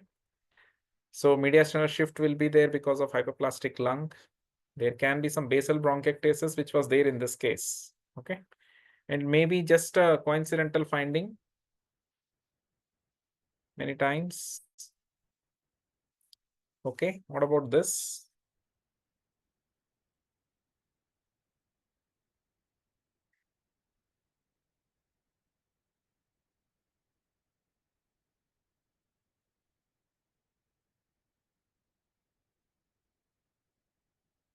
Okay, Abhishek, Dr. Brendan, everyone tells pulmonary nodule. Just look at it carefully, the entire X-ray. Okay. Okay. So how do you read an X-ray? So try to read all the parts of the chest X-ray. And then I think you will, yeah, there is a clavicular erosion. There is a spiculated mass in the left upper lobe. So that's the diagnosis. It's a bronchogenic carcinoma with a metastasis. So always what's important in this X-ray is many of the cases that the examiners carry. Okay, they will have multiple findings right from the effect cause to the effect in the same image. Okay, so look for them. So that is the importance of this image. Okay, so it is, I think, a bronchogenic CA with the mets in the clavicle. So next spotter, this is very obvious. There is some a lot of tubes and all there inside. There is even an ICD put, correct? So what are they trying to say here? So there is some abnormality on the left side.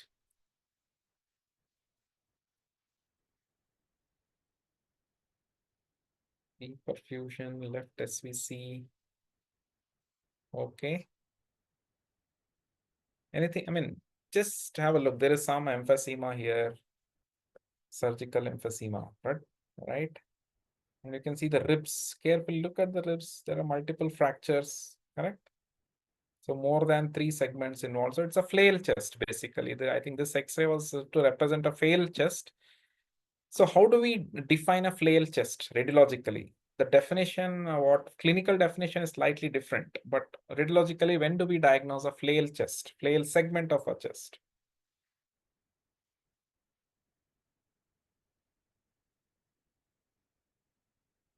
Yeah, please answer. So if there are segmental fractures, at least, I mean, each rib should have at least 2 or more fractures and at least 3 such ribs, okay, are required to call it a flail segment radiologically. but clinically it need not be. Clinically, it is just the paradoxical movement of that segment, which they call it as a flail segment of the chest. Okay, so paradoxical movement is more than sufficient to call it clinically a flail segment. Yeah, another one, very obvious. Obviously, this is a barium esophagogram or a barium swallow. Better to call it a barium esophagogram. Okay. Yeah, it's obviously lusoria, but what is the diagnosis? Patient will have dysphagia secondary to, obviously, it's a smooth indentation. So it's a right aberrant right subclavian artery. Now tell me what all can cause indentations, vascular indentations on the esophagus, especially posterior indentations. Yeah, this particular only one side posterior and to the left there was an indentation, so it is an aberrant right subclavian artery. So can the aberrant left subclavian artery cause an indentation? It can cause in the setting of a right side aortic arch. There can be a double aortic arch which can cause indentation, in fact, on both sides and posterior aspect. It can cause a sling. Okay. So posterior esophageal impressions, right side aortic arch with aberrant left subclavian, left side aortic arch with aberrant right subclavian, double aortic arch. These three things we need to remember whenever we get case like this to identify. If it is the indentation was on the left only, then think about left side aortic arch, right side aortic arch with aberrant left subclavian artery. Okay. Okay, so next spotter.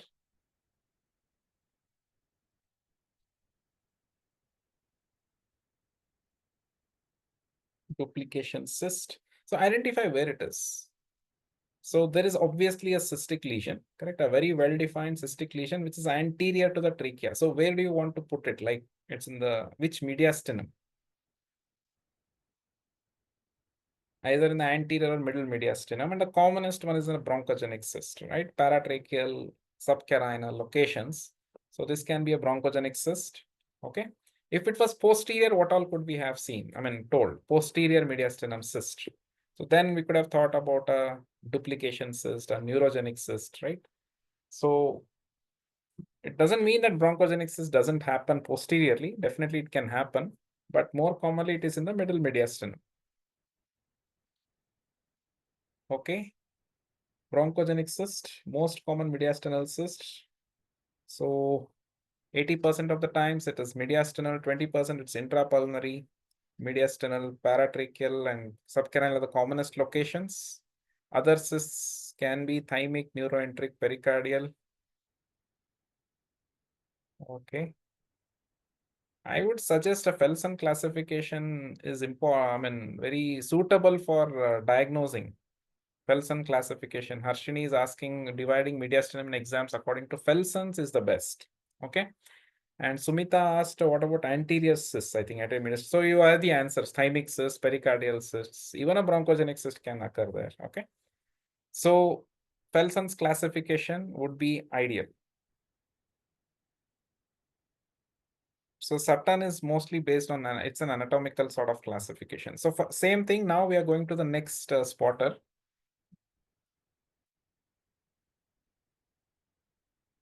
You can actually, one of my guides used to tell that you can actually quote what classification you're talking about, but when it comes to identifying mediastinum on an X-ray, stick to Felsen's. It becomes easier. So obviously now this is an anterior mediastinal cystic lesion, so it has to be a thymic cyst. It's as simple as that. You know it's a cyst, it's an anterior mediastinum, you know the diagnosis, right? So thymic cysts can go around structures, they are very pliable sort of. So this is a thymic cyst. So anterior mediastinum, we get a cystic lesion. Higher up, lower down, it can still be a pericardial cyst. Just remember that. And it doesn't have a perceptible wall, and cystic change can be seen in thymoma also. Remember, then it will have some soft tissue thing also in that, soft tissue density.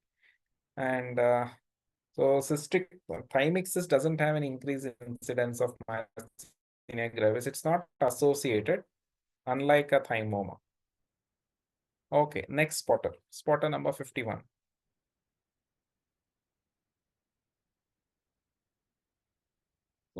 observe carefully, and if you can come to a diagnosis.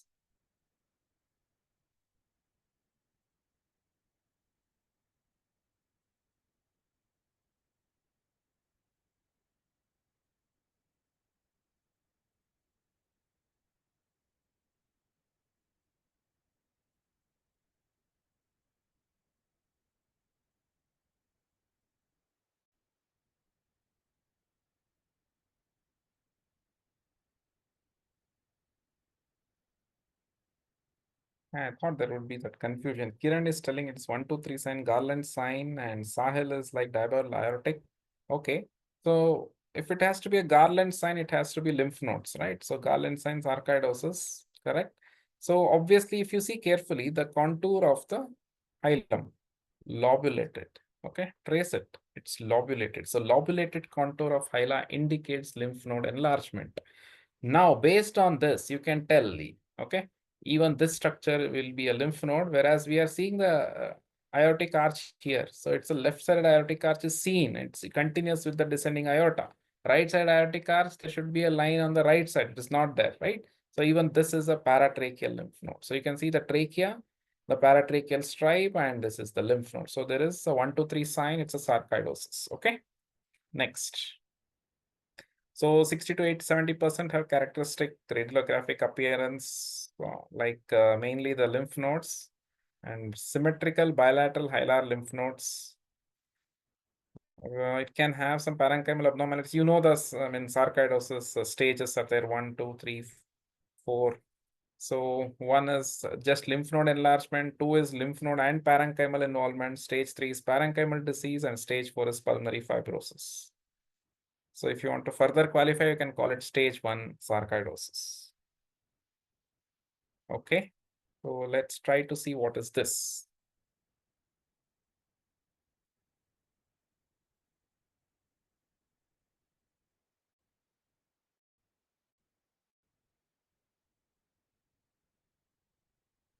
Yeah, Abhishek tells it is pulmonary embolism with infarct, Hampton sound. Okay, so everyone has got it. Abhishek, Harshini, everyone's done. Good. Brendan. Okay, so obviously there is some filling defect in the pulmonary arteries, and there is a wedge-shaped peripheral density here. So suggesting it's an infarct. So it's a pulmonary thromboembolism with an infarct. Okay.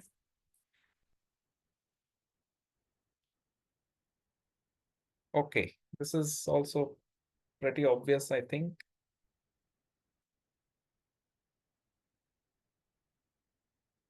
So the appearance looks very simple, but any pulmonary cyst hydrated should be one of the DDs, I feel. Fluid-filled cysts I'm talking about. So by definition, cysts in a lung are air-filled, okay?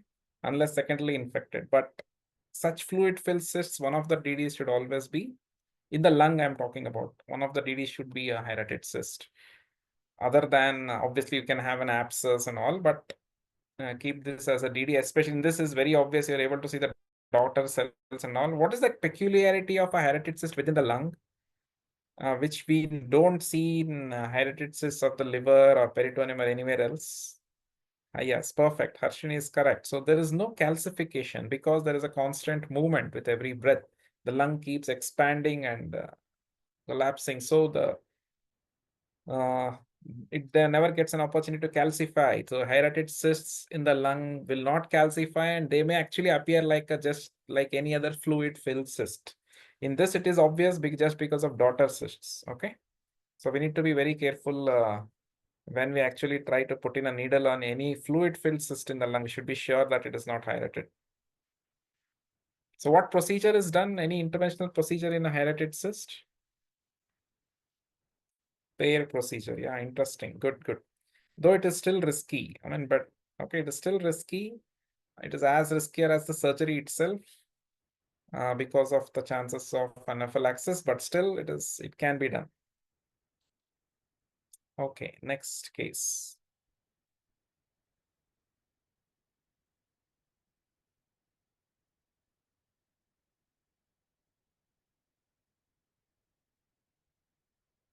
It's very tiring, is it? I hope I'm not boring you people. Yeah, in this, it's very obvious there is a dilated bronchus and some soft tissue density within. So this is a case of bronchocele, correct? Very obvious. On an X-ray, what is the finding on an X-ray? Or what is the sign called? So it's dilated mucus-filled bronchi, seen as peripheral tubular opacity.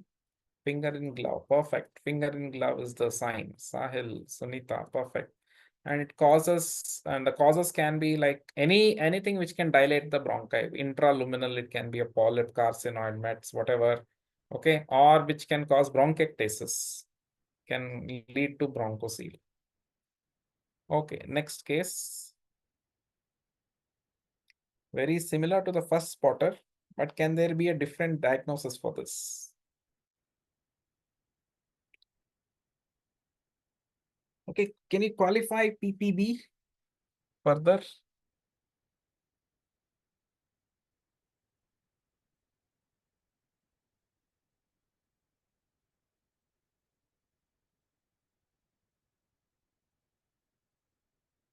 No, I know that pleuropulmonary blastoma. Anyway, okay. Congenital lobar emphysema is one of the closest DDs for this. So what's happening in this? So if it was a mass, what would so we assume that the right lung, there would be a huge mass. So what would have happened actually? So there would have been a displacement. Yeah, I mean, there would have been a mediastinal displacement to the opposite side, right? And in fact, in this, what is happening? The lung is herniating across, the opposite lung is herniating across the midline, right? And the ipsilateral lung, which is actually, if you see, it is dense, it's opacified, totally opacified. Okay. So, totally opacified, and this is herniating. So there is volume loss, or there is reduced volume of the lung, which usually happens in hypoplasia, right? Pulmonary hypoplasia. It's a child, we can see that, right? By the bones, we can skeletal age, we can assume that it's a child, and this is pulmonary hypoplasia, correct? So why is it not lobar emphysema? So in lobar emphysema, we would have got a normal aerated opposite lung. Okay, here this is totally opacified. And in lobar emphysema, it will usually be one lobe which will herniate. Here it looks like the entire lung is coming to occupy the opposite hemithorax. So things to ponder, right? So please, just we have to think meticulously, right, in an organized manner, and we'll come to the conclusion. So now right lung is totally opacified, so there is an abnormality in the right lung. And the left lung has herniated, that means there is volume loss in the right lung. The volume loss in a child is basically, it can be a hypoplastic lung itself. And in this, even the intercostal spaces are slightly reduced. All those things will give you a hint. Pulmonary hypoplasia. So marked hyperinflation of the opposite lung will be there. Okay. And marked mediastinal shift, crowding of ribs, and non-aerated right lung. Okay. Next case. Just read this X-ray very carefully. Even if you cannot give a final diagnosis, best is to give one final diagnosis, even if you cannot give the findings, so that we can all arrive at the final diagnosis and we can try to understand how to approach such radiographs. Obviously, there is a cardiac abnormality. Okay, one is telling it's pulmonary artery dilated, mitral stenosis, left atrial enlargement, PAH. So what mitral stenosis? So what all things have happened here? So we can see the double cardiac border. Okay, correct. Which one is the right atrium? Which one is the left atrium in this? The medial one is what and the lateral one is what? Can anyone tell me?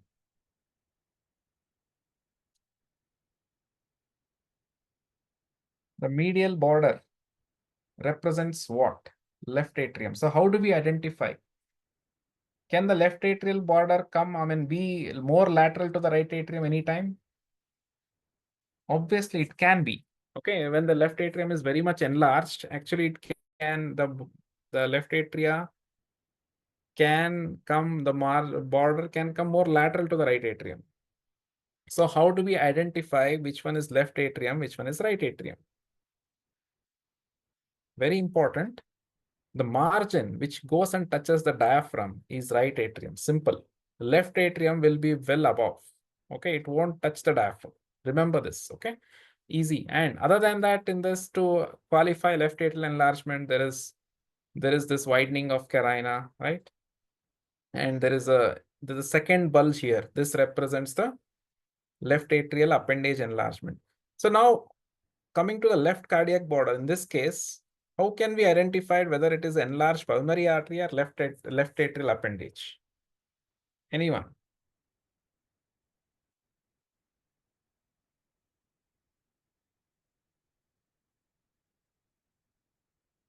Yeah, in this it is there. Both are there in this. But if at all there is a bulge like this, convexity, so how do we identify whether it is pulmonary arterial enlargement or left atrial appendage enlargement? I don't think hilum convergence will help in this. Okay, just identify. This is a clue. Okay, I mean, just yeah, pulmonary bay. How do we identify a pulmonary bay? That's what I'm trying to ask. Just remember this. At the level of carina, the left bronchus comes. Anything above this left bronchus, okay, and in this junction will represent pulmonary artery enlargement. Okay, and as we come below the level of the carina, okay, and much below will be the left atrial enlargement. Okay, so it's simple. Just where the left bronchus is arising, anything above, if you see any convexity, so that is pulmonary artery. And slightly below, I mean, still lower down will be the left atrial enlargement. Oh, yeah, moguls, that's what they call moguls, right? So in this now, now let's summarize the findings. What all things are happening? So is there any cardiomegaly per se? There is a little bit of cardiomegaly, definitely. What type of apex is this? Left ventricle, right ventricle? Apex is formed by what?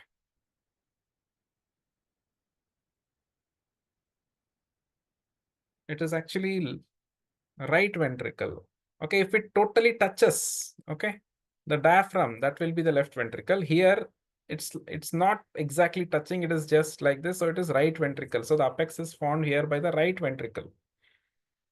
And then there is, we already know there is a pulmonary artery enlargement, there is left atrial enlargement, right? And to some extent, even the right atrial enlargement. So left ventricle is not enlarged in this case. So the abnormality is at the level of mitral stenosis. The cardia is not too much enlarged, okay? So it is a stenotic lesion, okay? If you see carefully, there are some couple of curly B lines also. And this is mitral stenosis. So in a stenotic lesion, the cardiomegaly will not be too much unless there is a cardiac failure. Okay, stenotic lesion. It can be tricuspid stenosis, aortic stenosis, whatever. There will be, in fact, in case of aortic stenosis, there will be slightly post-stenotic dilatation. The ascending aorta may be slightly prominent.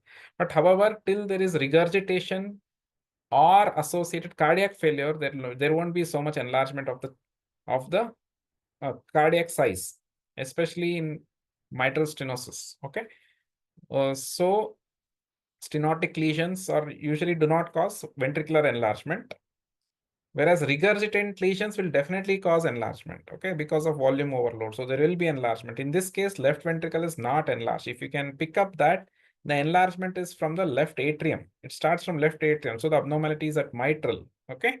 So that way, if you can identify based just on this X-ray, you can tell it's mitral stenosis, okay. Okay, next X-ray. Sorry, next spotter number 57, 2-3 more to go. We'll finish off at 60 today. Otherwise, it will be too much, I guess, for a single day, correct? Obviously, this is an antenatal ultrasound again. And this is a very interesting case. Okay. Chaos is one of the things. TA is truncus arteriosus. That's what you want to tell, I guess, right? Okay.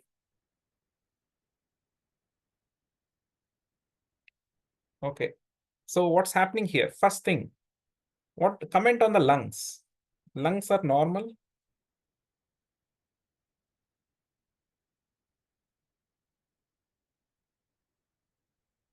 They may be of normal echogenicity. What about the volume? They actually increased volume of the lungs in this, okay? And how do you identify? I mean, obviously, you see most of the hemithorax, you won't see so much of lungs in any axial image of the fetal chest, okay? Increased, yeah, that is one finding, very important finding. Volume, echogenicity is normal. It will be slightly echogenic when compared to the liver. So echogenicity wise, it is still normal, we can say. Next, what about the diaphragms? We have an image here, okay, coronal image. What is happening to the diaphragms? It is flattened. Okay, so flattened diaphragms, increased lung volumes. Okay, and then there is a tubular structure. Okay, there is a tubular structure. So that is, you can see, identify this. This is a one single round is trachea. There are two rounds here. These are bronchi, just at the carina. So there is a dilatation of trachea and bronchi with increased lung volumes and flattened diaphragm. This is classic, and obviously there is some amount of ascites also. It is a case of chaos, CHAOS. I think one of you got it correct in the first attempt itself. Okay, so that's really nice. Was that so? Someone which goes by name, who goes by name Tech, I guess. You can identify yourself with your name also. That's really nice. So this is chaos. Chaos is congenital high airway obstruction syndrome. So that means there is narrowing or atresia at the level of larynx or trachea. Okay, and it's a fatal condition, but better to identify antenatally. So these things you need to pick up. This is chaos. Okay, 58.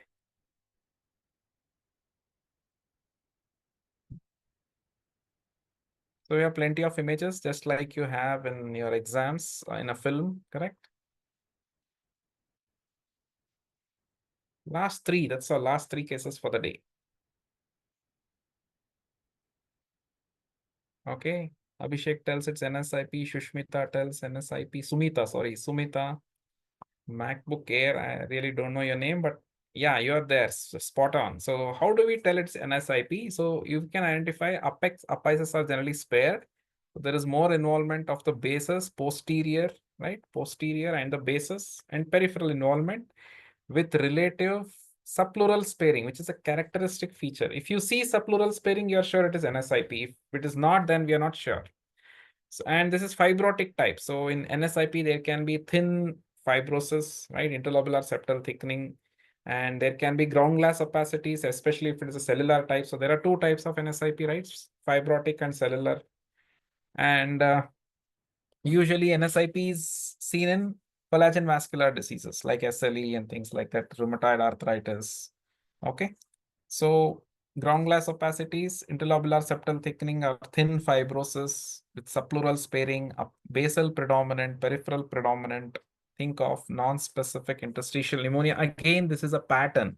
It's not a final diagnosis. It is just a pattern. Okay. And along with clinical history, we can try to arrive at some diagnosis. Okay. So subpleural spacing, and one more important thing is there is a spatial and temporal heterogeneity. And bilaterally, most of the times it's symmetrical, unlike UIP pattern. And honeycombing can happen in NSIP, but classical macrocystic honeycombing is seen in UIP. Okay. Okay, next case, I have made it very obvious.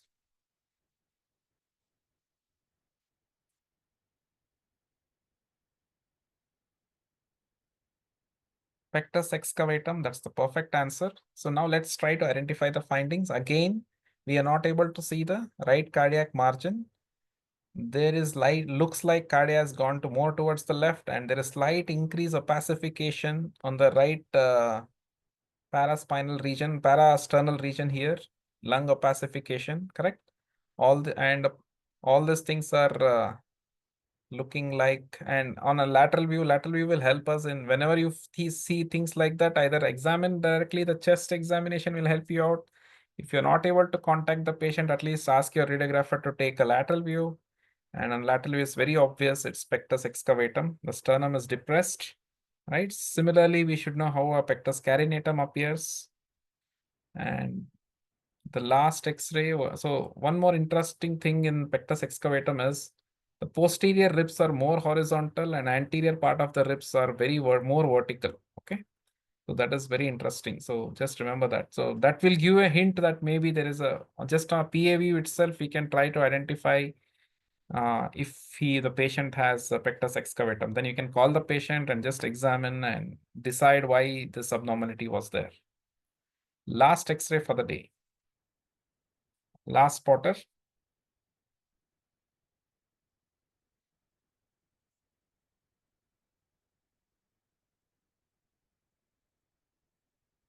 Okay, why not neonatal respiratory distress? So Sumita Abhishek and person who goes by tech are telling it's MAS. It scores perfect, that is right. Normal lung volume, yeah, very important finding. Good. So it is normal lung volume, or in fact, it can be hyperinflated lungs, right? But it won't be small in meconium aspiration. Whereas in respiratory distress, lung volume will be less, and there will be very fine granular bilaterally symmetrical opacities. So it can be white out also. And bilaterally symmetrical fine granular, okay, with reduced lung volume is seen in respiratory distress, earlier called as hyaline membrane disease. And here there will be more heterogeneity, patchy opacities. Okay, they are called ropey sometimes, ropey linear. Okay, bilateral asymmetrical with normal lung volumes will give meconium aspiration syndrome. Obviously, history will help. Meconium aspiration occurs in term infants and RDS in preterm, especially 32, 34, less than 34 weeks of delivery, correct? And one more thing is transient tachypnea of newborn. You need to know transient tachypnea of newborn findings will be very similar to pulmonary edema. Okay. So it can have a bilateral homogeneous opacifications with pleural effusions. Okay. With preserved lung volume again. Okay. Transient tachypnea, and history is very important. It will usually resolve within 48 to 72 hours. Okay. So because of fluid clearing, obviously. So this is meconium aspiration syndrome, asymmetrical ropey opacities with normal to hyperinflated lungs. So these were the 60 spotters for the day, and we tried to cover as many types as possible in the CVS and chest segments. And it's an honor to be here amongst you people. Any questions from your side? You can just mail me, or okay, this is my mail ID. I put it in the chat box, or you can try to contact me on the WhatsApp number. I'm even there in that RWT WhatsApp group also. So the team is working really hard to make it fruitful for everyone. The RWT team compiling cases. I'm very grateful to everyone. And this was a wonderful opportunity to interact with you all. Hope it was useful. Hope it was not boring. It was long. It was almost 2 hours now. And hope it was useful. I didn't bore you people. And any suggestions are most welcome. Thank you, everyone. Thank you so much. Can you just take over? Uh, yes, sir. Thank you, Upender Joyce, sir, for a wonderful spotter session. And Yeah, I hope thanks. all the Thank you, Dr. postgraduates. Chandan. It was amazing. Yeah, it was amazing to be here and Yes, meeting you yes, all. yes, yes. Yes, same here, sir. And I hope all the postgraduate students enjoy it. And if you have any queries, please feel free to reach out to us. And as you to our enthusiastic committee for making this session possible, we look forward to continuing such session at regular intervals. Thank you all.